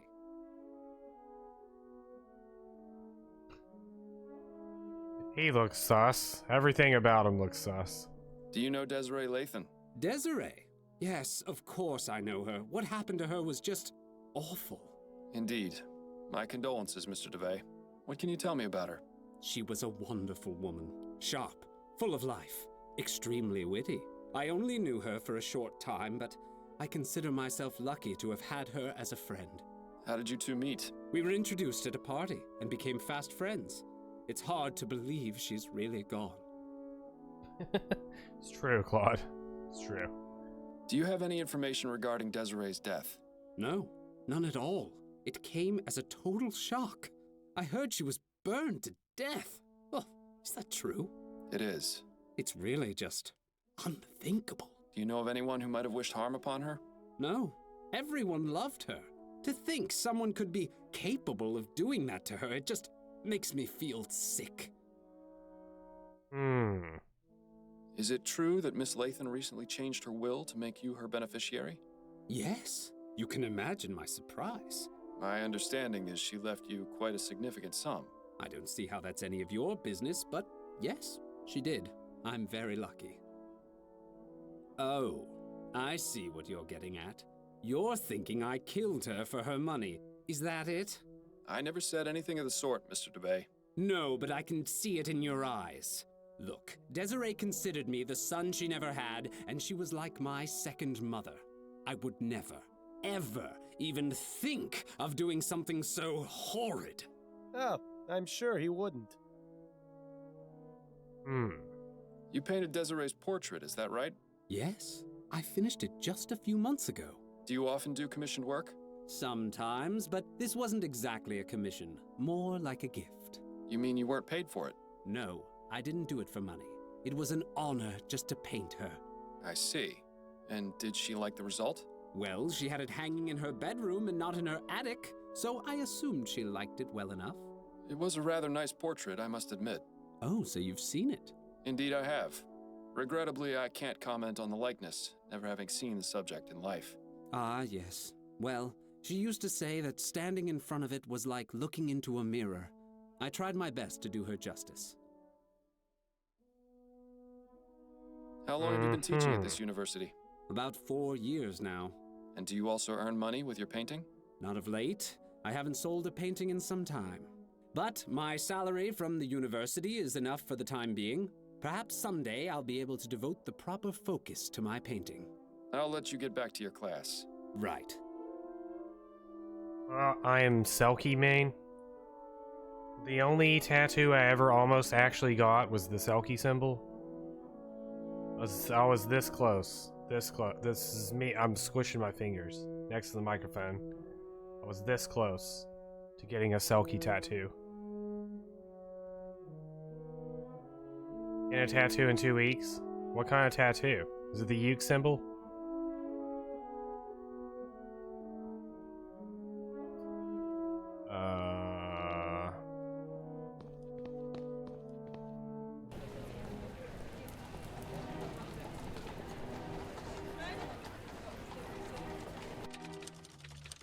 Oh. You know they're shutting Limbus down. Hee.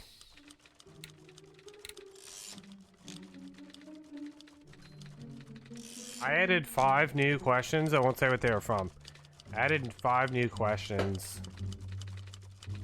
I wondered if it would change any of the RNG at all.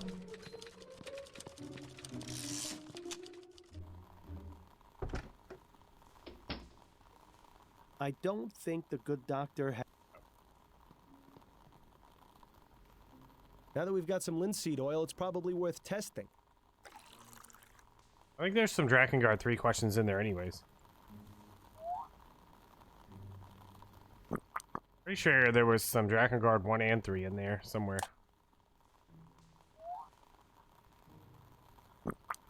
Oh my god. Well, I'll be damned. We've got ourselves a match. I wonder if Edwards knows anything pertinent about this stuff.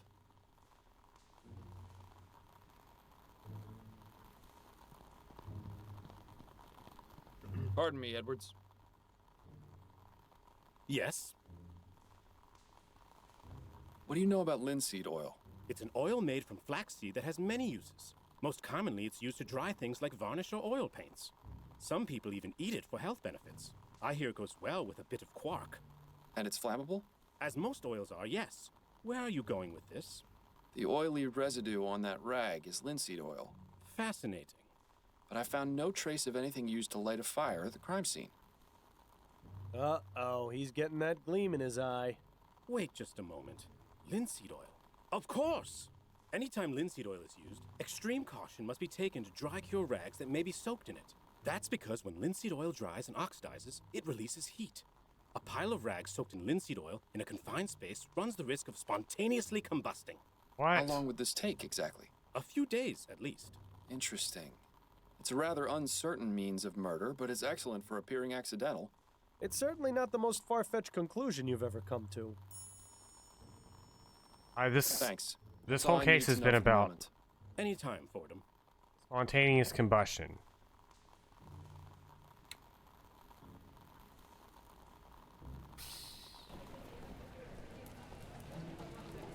May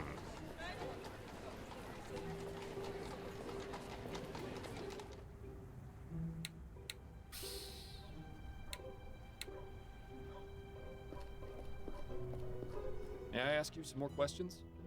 Sure. Not yet. Going nowhere. We did discover that all of the cases that we've done so far involve flowers. This one, I guess linseed is a flower? Tell me about Roger's artistic pursuits. Well, not much to tell, really. He used to paint all the time when he had his studio in the building that used to be here. He was good at it, too. Shame nobody ever bought his paintings. All that's left now are those 2 unfinished ones against the back wall there. Well, he used the rest of his spare canvas to make the tent. How did Roger feel about his paintings not selling? What do you think? Made him madder in the March air. Didn't do a very good job of hiding his displeasure either. Well, he's none around me. He always used to say he'd find some way or another to make the money he deserved. Odd. He told me he was content with the salary he got from his teaching job. That's a load of bunkum if I ever heard it.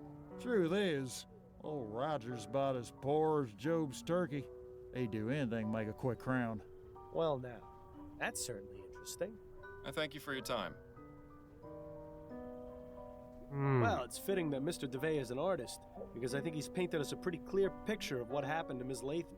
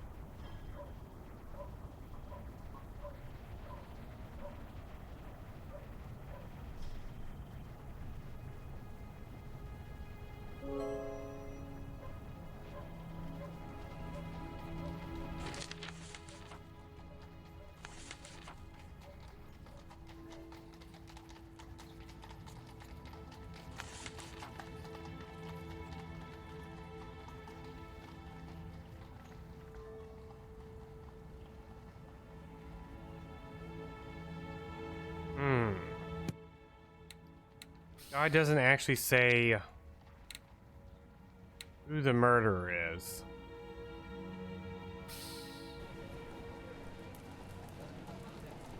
I think it's DeVay. Let's go to Upton and Yes, but solve let's the make case. this quick. Wrap up the case, I should say. I'm done with the Lathan case. Oh, what have you got?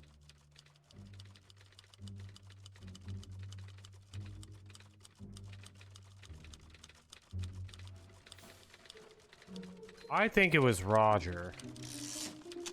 She was murdered by Roger DeVay, a professor of art at the university, in order to claim her inheritance.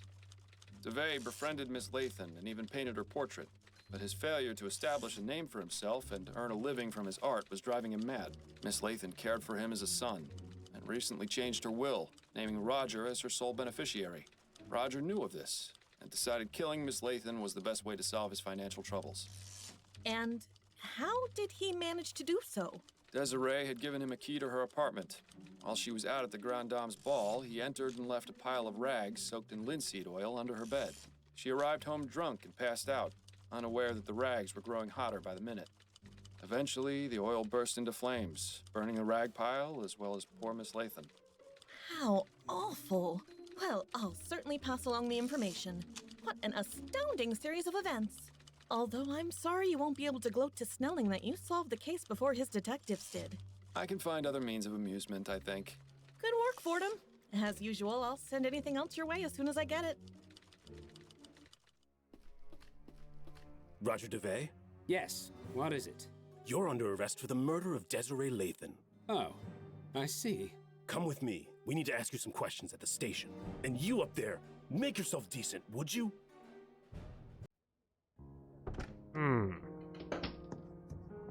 Dearest, I'm back. There you are. I was starting to get worried you wouldn't make it home in time. In time? In time for what? For dinner at the Rutherfords. I told you about it the other night, don't you remember? I'm terribly sorry, dear. It must have slipped my mind. How you haven't yet been presented a prize for Husband of the Year is beyond me. There's still time for you to get ready if you hurry. Why don't we spend a nice quiet evening in together? I'd much prefer that. We've had a quiet evening in every night for the past 3 weeks. I need to get out of the house. Then go ahead without me. Please give Anne and Joseph my regrets. So you're just going to sit here at home by yourself? I'll probably just catch up on my reading or try and get some sleep. Maybe I'll get around to reading that story in Brentwell's. All right, suit yourself. I shouldn't be home too late, but don't wait up. Have a wonderful time, my love.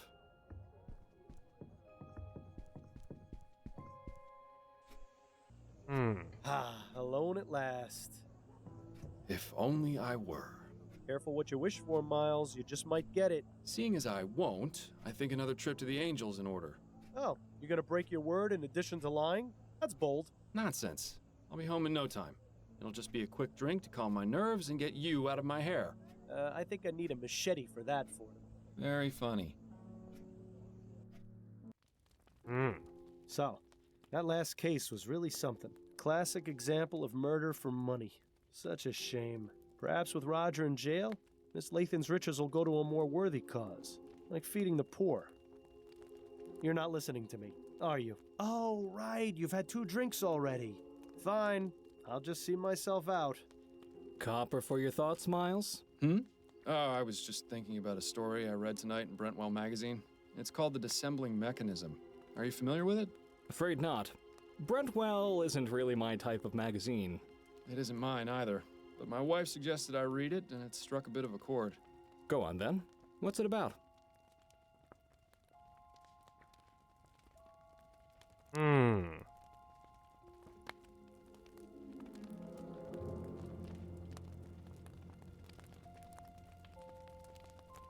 I was gonna say that Addie won't actually help you earlier with the haircut thing if you compliment her too many times. Was that whole thing? The story concerns an inventor, a woman who's the greatest mind of the modern age. In this story, ethericity's been discovered, and the inventor understands and uses it in her work. Ah, one of those fantastic speculative stories. Anyway, this inventor spends her time creating mechanical wonders, the likes of which the world has never seen.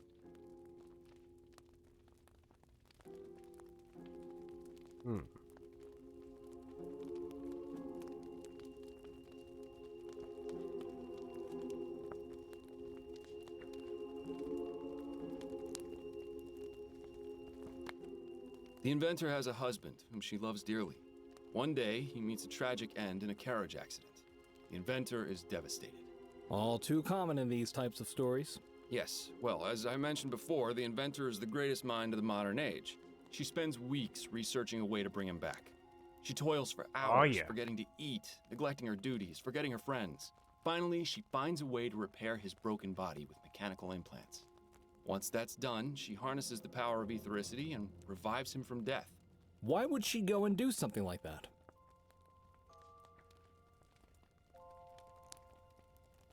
Because the inventor's obsession was fueled by love. She cared so much for her lost loved one that she vowed to do everything in her power to save them from death. Unfortunately, things don't go well. The inventor brings her husband back, and at first he's confused, wild. With time and patience, she tries to ease him back into the world of the living. But gradually, she comes to realize that this person she's brought back isn't her husband. Not as he was, anyway.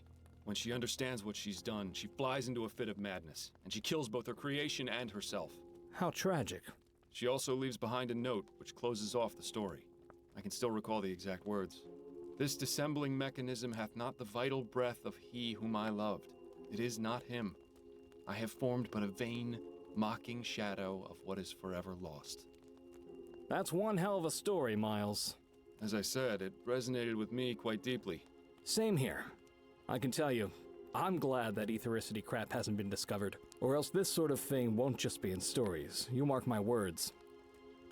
Yes, I suppose that's one way of interpreting it. I should probably be getting home. One last gin for the road? Ah, hell, why not? Yes, bartender.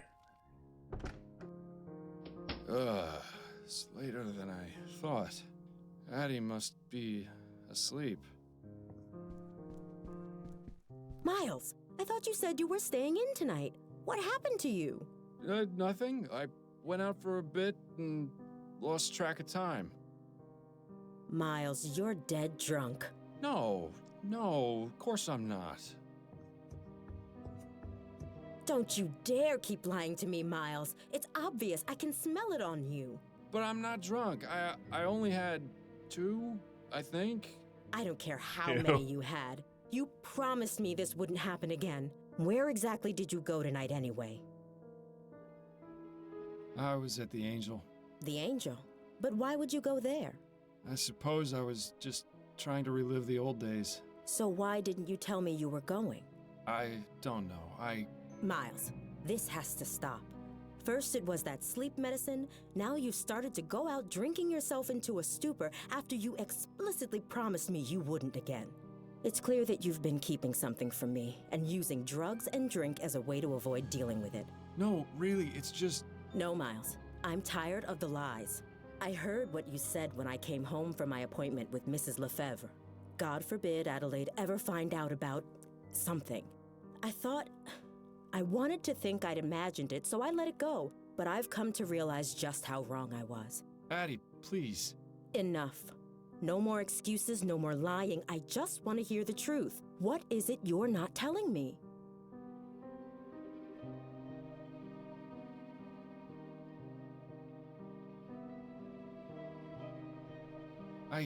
I can't tell you, Addie. I'm sorry, but if I do, you'll think I'm crazy. Do you know what I think is crazy, Miles? The fact that you think it necessary to lie to your own wife. Am I to believe that for all these years you've never felt you could trust me? Of course not. It's just that this is different. A lie is a lie, Miles. And the bottom fact is you've been lying to me for months. Perhaps I was too naive or too distracted to see what was really going on, but you finally opened my eyes. This can't go on. I refuse to let it go on. What are you saying? Get out, Miles. And don't come back until you're ready to tell me the truth. Addie, you don't mean that. I do mean it, Miles. I don't care where you spend the night, but it's not going to be here. If you ever decide you want to tell me what's going on, I'll listen. But until then, just go.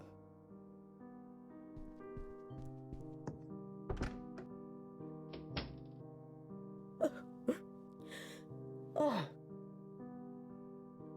No.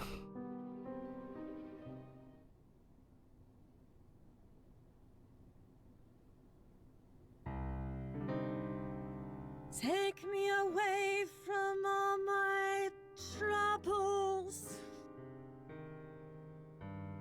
So far away from all the worries in my life. Who in the ether is calling at this time of night? Oh, Miles! Please come in.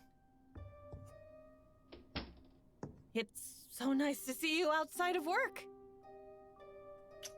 Oh, I get a hug and a kiss? Is that how it works now? You put up your rough and tough attitude, but I know deep down you're really a kitten. Upton, are you drunk? No, of course not. I admit I like to have a glass of wine or 6 to unwind after work, but I can hold my own. Well, I'm glad you're not, because I am. Wait, what's going on? Is everything all right?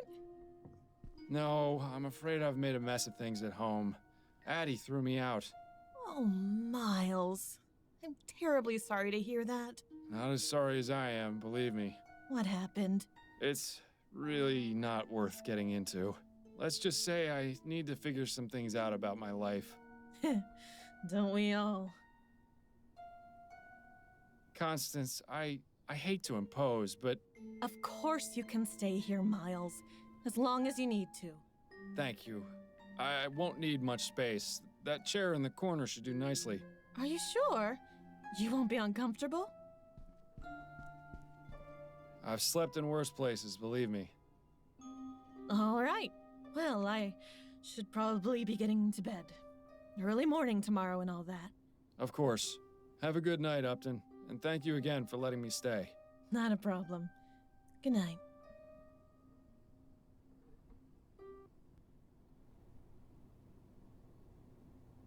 One week later.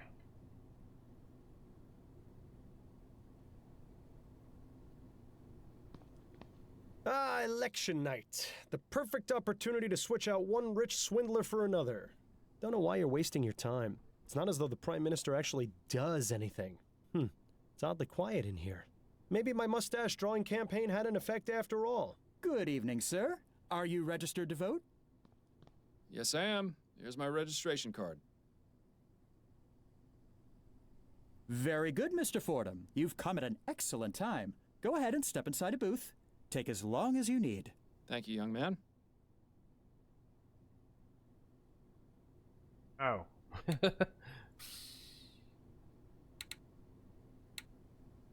Alright, so this is what this says. It says, pick whoever you want. Your choice will be reflected in upcoming conversations. We can pick who we want. This guy's got quite the mustache. Re-elect. Steam technology is a necessity in our modern lives. This guy wants to bring Vesperia into the future.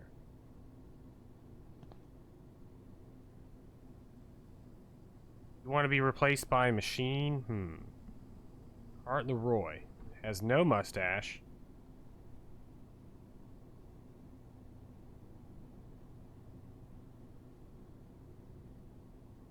Politician and con artist.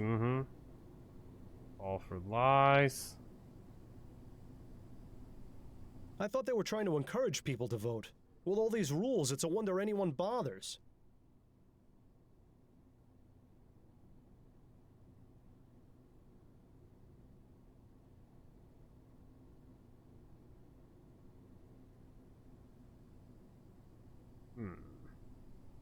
A list of fools who think their opinion will actually make a difference. An ad for a brothel. At least they seem to know their audience. We're gonna vote for guy with mustache or mystery guy who could have an even better mustache.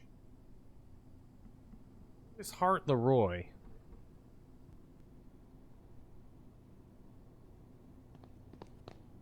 Excuse me. Yes, how may I help you?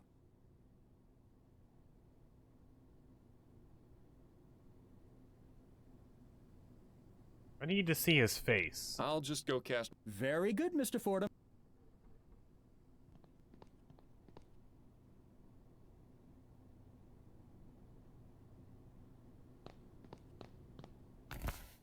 Need to know about his mustache. Oh. Hold on. I'm looking up his mustache.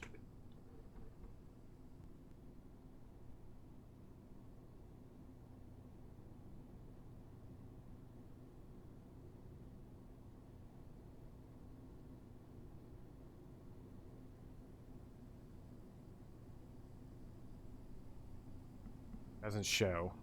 It doesn't show. Well, I guess we're voting on this guy. Well, that's taken care of. Thankfully, the Angel isn't a polling place, so we can still have a nice quiet evening.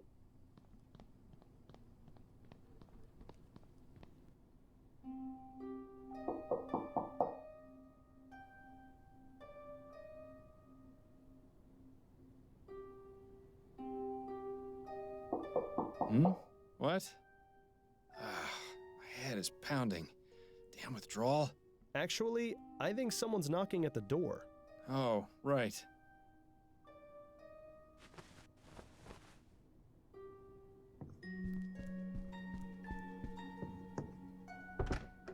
Good afternoon, miss. If you're looking for Miss Upton, I'm afraid she's not in right now. No, I've already spoken with Miss Upton.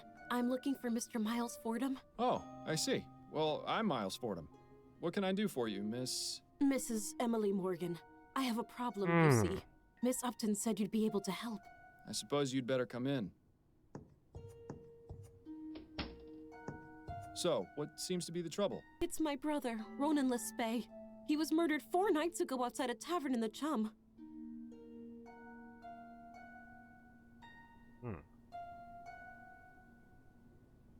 On election night?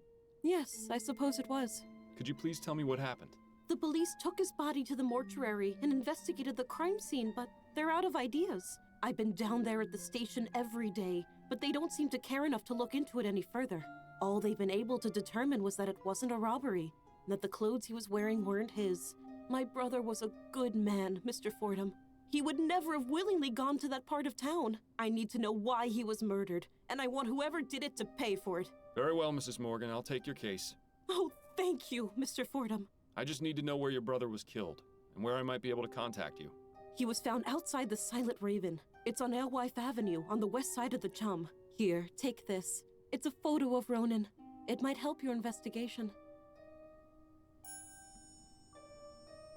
And if you need to speak with me, you can come to my husband's bakery. It's here in Worcester, at 15 Drummond Street.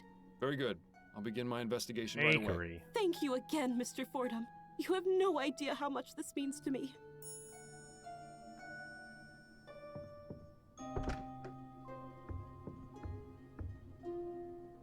Well, this case has our names written all over it. Maybe it'll be good practice for finding the man who caused my death, eh?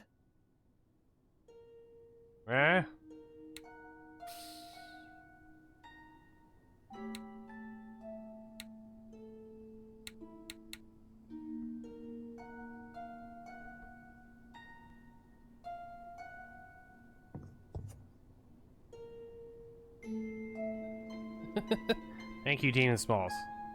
Good luck. Not playing Final Fantasy XI.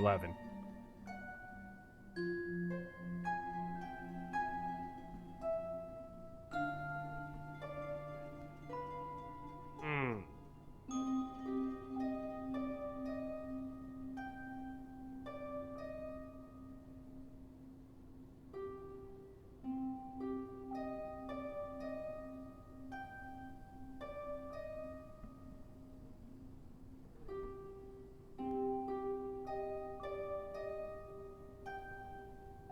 Wonder if this means we actually solved the case.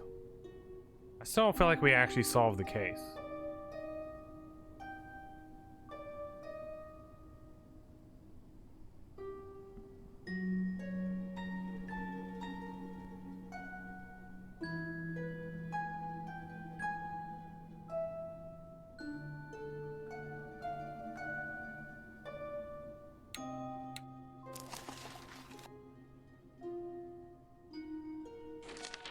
Yeah, it felt really weird. The ending to the last case, I mean. But also, nothing felt right about the case. In general.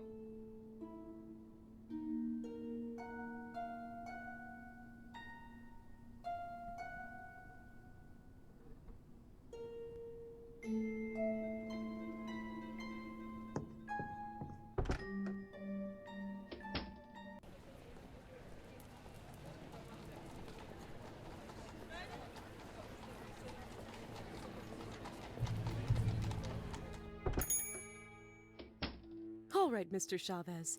The cake and muffins come to a total of 3 shillings, 10 coppers. There you are, Mrs. Morgan. And thank you again. Barbara is going to love this. My pleasure. Enjoy. Pardon me, sir. I'm sure Barbara will enjoy them, the cow. Ah, Mr. Fordham, welcome. Thank you, Mrs. Morgan. The bunch of assorted baking products. Don't waste your time with those, Miles. We've got a murder to solve. True. Tease. Have you got time for a few more questions, Mrs. Morgan? Yes, of course. What can you tell me about your brother? Ronan was the best brother anyone could have asked for. He took care of me after our parents died. Carriage accident. I was only 9 and he was 13. Ronan went out and Well, that's found closer work to the and Wi-Fi. managed to support the both of us. He was just a child himself, but he kept us out of the gutter. Or worse, the workhouse. How did you hear of his death? Ronan comes by to visit me every day after he finishes work. When he didn't come for 2 days in a row, I got worried. I went to his apartment, but he wasn't there.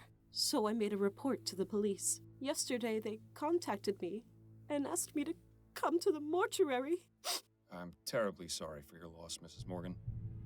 Thank you, Mr. Fordham. Please, find whoever did this to him. Ronan deserved so much better. She's probably got a mouse under her hat. What do you know about your brother's murder? Only what the police told me. He was shot at close range outside that pub in the Chum. Nothing was missing, and his wallet had money in it, so they said it wasn't a robbery. I didn't recognize the clothes he was wearing. I had never seen them before, and they were far too big for him. I still can't believe he's gone. He was the only family I had left. Dr. Edwards at the mortuary might be able to give us some more detailed information. The only thing we'll get out of this one is more tears.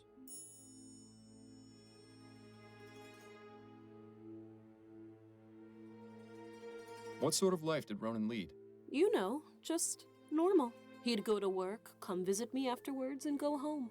He didn't have much of a social life. At least he never mentioned any friends to me. I always hoped Ronan would meet a nice girl to settle down with, but he was so shy, you know.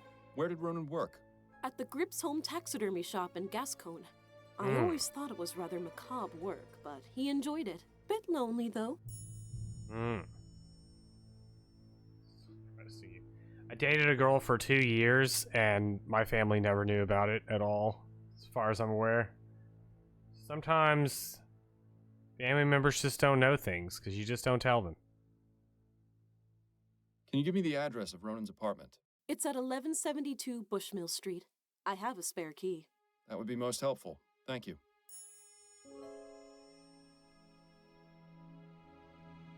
So, this is your bakery. My husband Gerald and I have had it for almost 10 years. Is it just the two of you? Do you have any children? Alas, no. Some extra hands would be most welcome in the kitchen, but we haven't yet been blessed. It's such a shame that Ronan never got to be an uncle. Oh my god. Yeah, B, I didn't know I had a nephew until I found out about my niece that was being born 2 years after the nephew.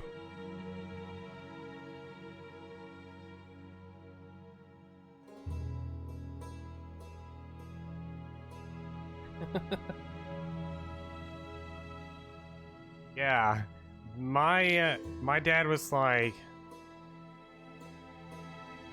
blah blah blah, I'm gonna go see if I can go to the hospital to see your new niece. And I was like, what new niece? It's like, your brother's wife just had a daughter. And I'm like, yeah. He's like, did you know you have a nephew as well? And I was like, no.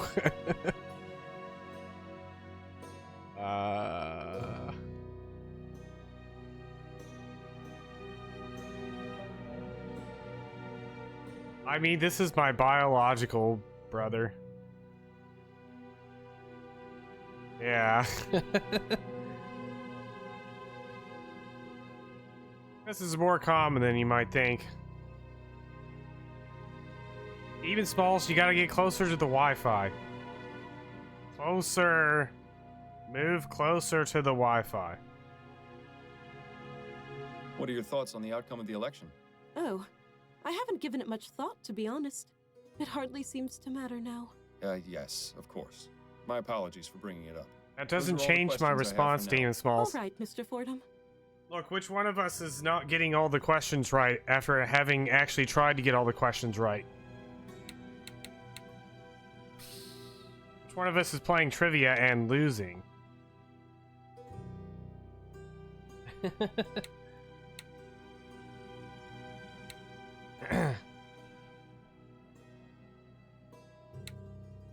Yeah, I'm right next to the Wi-Fi. If I answered the question, it'd be instant.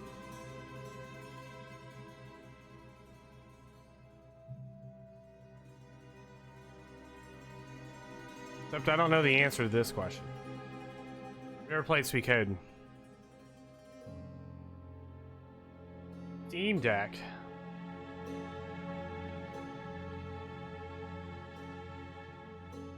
Those are crumples of paper.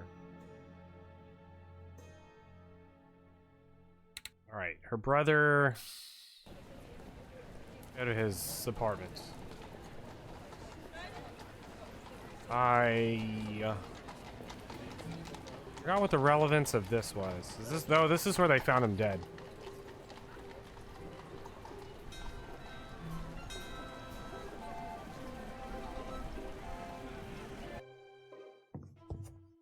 Quite the collection of exotic items in here. Ronan appears to be a seasoned world traveler. Or at least knows someone who is. This is blinking.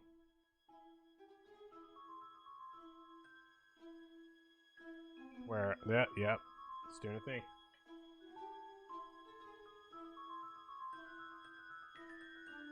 This mask looks African.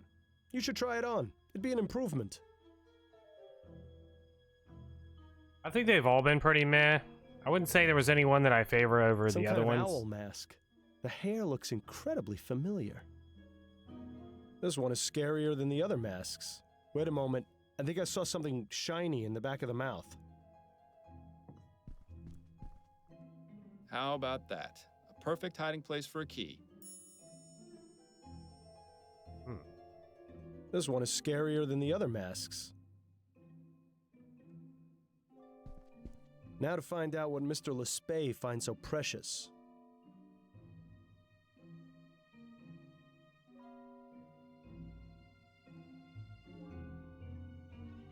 They appear to be a pair of letters from Ronan's landlord.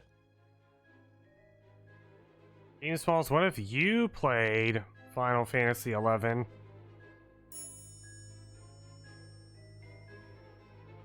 In regards to your question, an extension to pay this month's rent. Uh-oh. You have until next month. Stanford. Right? Okay, hold on. September. I understand we all go through financial difficulties, but I'm afraid I can't send my generosity to the end of 2 months. Please have the rent ready by then, or I'll have no choice but seek legal action. Oh. This one appears to be from Emily.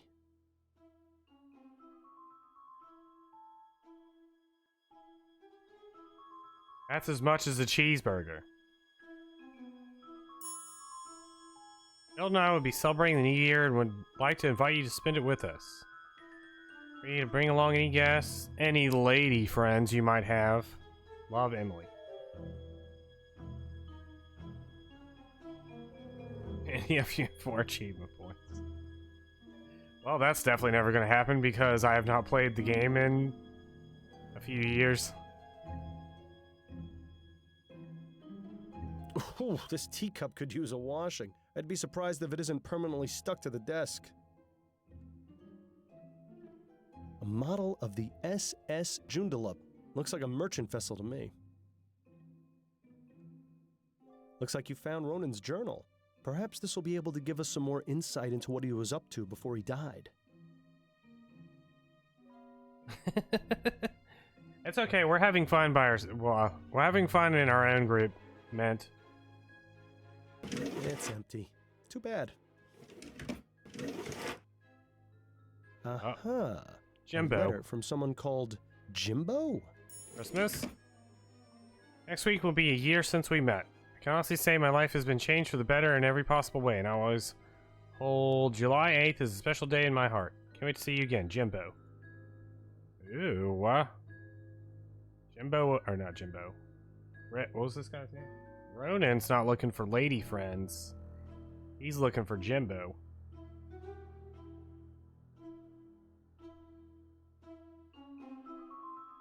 Let's see. October 21st, 1843. The air is growing cold and is reminding me that I need to purchase a new pair of boots for the winter. I don't think this entry will be of much interest. There are 2 entries, one from this year and one from last. So, start with last year's. July 8th, 1843. I've decided I need to get out more, so I'm going to a club in Gascon tonight. Stuffing animals has taken its toll, and I need to talk to someone who isn't Emily or my coworkers. Gerald told me about a place called the Crimson Cat. I'll try it, and if I don't enjoy myself, I'll just come home. Now for this year's entry. July 8th, 1844. Today is our 1-year anniversary. We're going to meet at the Cat again. I love him, but I wish he wasn't so attached to that place. Emily is so nosy, I worry that she might follow me and discover the truth about Jimbo. If we moved around, I wouldn't worry, but with him, it's always the Crimson Cat. I really shouldn't complain, though. What we have is something truly special. Well, it seems that our best hope of finding this Jimbo character is to visit the Crimson Cat.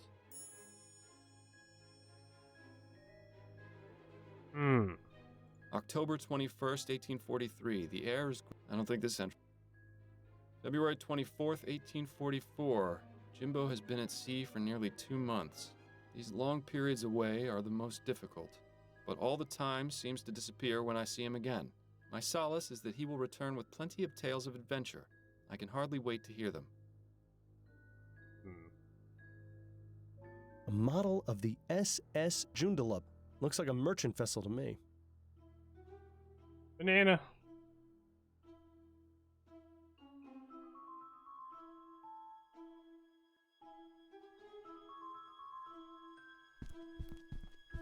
Ronan's book collection mostly consists of cheap pulp adventure novels, but this top shelf looks interesting.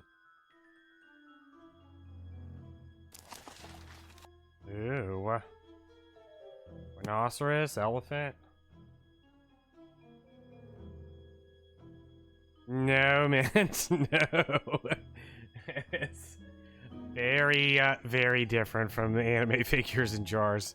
That's what GBA said. People like assembling them. It's the difficulty of trying to assemble one in a jar. Rabbit and a donkey. Bidge Bell. It's in another language, but it appears to be a Bible. No title, and it appears to be blank. I wonder if Ronan just kept empty books on his shelf to appear well read. Read every book in the game. Dude, we've read every book in the game. Or it'll be kangaroo. You're not gonna ask what anime figures and jars are? Don't worry. Don't bother Google searching that.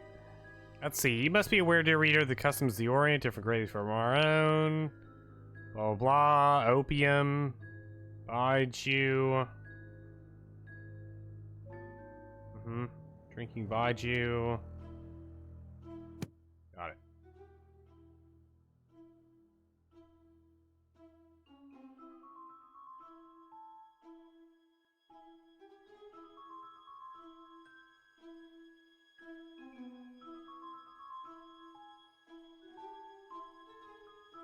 I had an illustration that looks similar to that one. I wonder where it ended up. I'll never forgive the Evil Within 2 for ruining hot glue for me.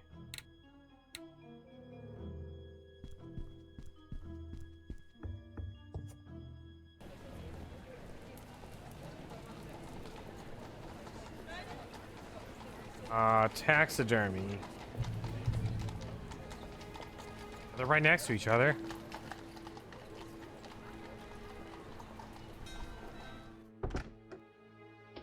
Hello, and welcome to the Gripsome Taxidermy Shop. Please let me know if I can be of service. Dude, this is the whitest guy I've met in my life.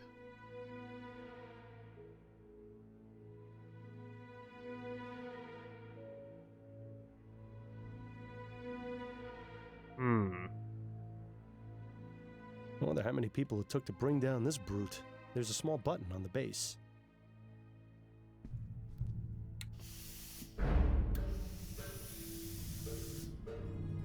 Just when I thought I'd seen it all. What will they think of next? Who was the other guy from that one case that was into taxidermy? Or hunting? I wonder if he'll be relevant. The hunting guy from the Dupree, or whatever her name was. Dupree. I was wondering if you might answer some questions for me. Of course. What can I help you with? I was told Ronan Lespay works here. Do you know him? Ronan? Yes, of course. That is to say, I know he works here. I haven't had much interaction with him. He mostly keeps to himself. Does he have an office or workspace I might have a look at? Now, wait just a minute. Why would I let some random stranger off the street in to look at an employee's workspace? Because I'm a private investigator and I'm trying to get some information. Well, even if that is the case, I'm afraid you're out of luck. Ronan does have a workspace, but it's completely bare. He doesn't keep anything here. Wait, hold up. She says, we humans honor the dead. Yeah, I'm confused. Aren't you a bee? This is how humans would respond. I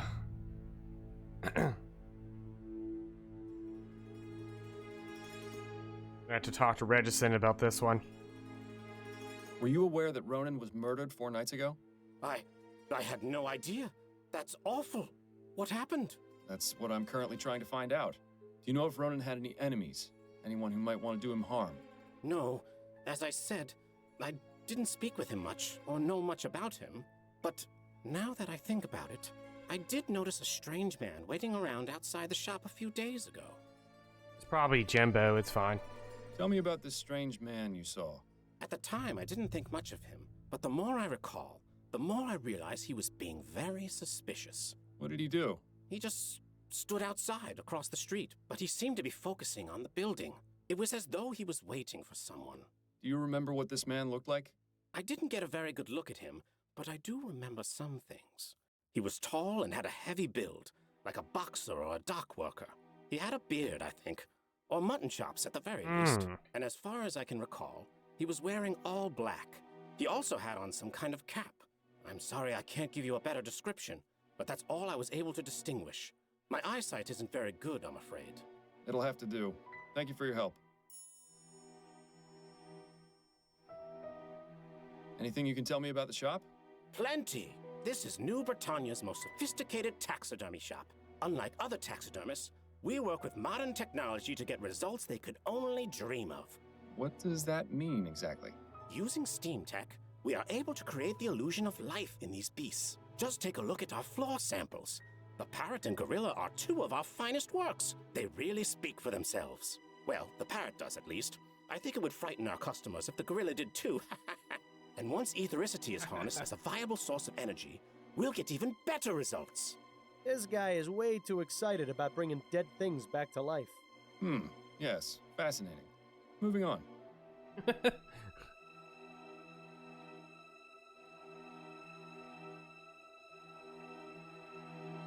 So how did you get this job? Oh, it isn't a terribly exciting story, I'm afraid. I just saw an ad in the Gazette for a clerk position. I never expected to learn so much about taxidermy. I'm sure he's amazing conversation at parties. Any thoughts on the recent election? I'd really rather not talk about it. I don't know how the people of this country could put someone like Hart Leroy in charge. I know what you mean. Leroy may be a champion of the common man. That's not who I voted vision for. The future is more important right now. I couldn't agree more. Leroy wants to forsake all the technological advances of the last decade and take us back to the Dark Ages. Next thing you know, he'll be bringing slavery back. I doubt he'd go to such extremes. Perhaps we should drop the subject.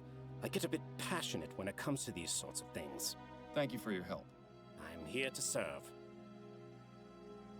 Is this guy an undead? Warcraft 3 undead?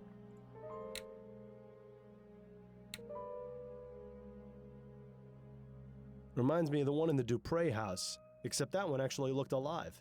There's a small button on the base.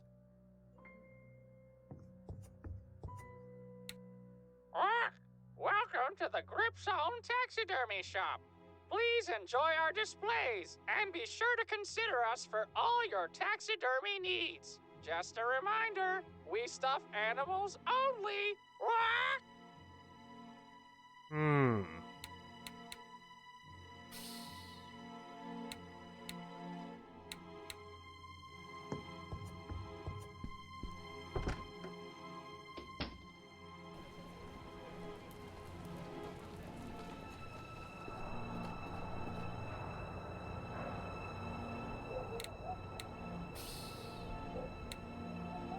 Alright, hold on.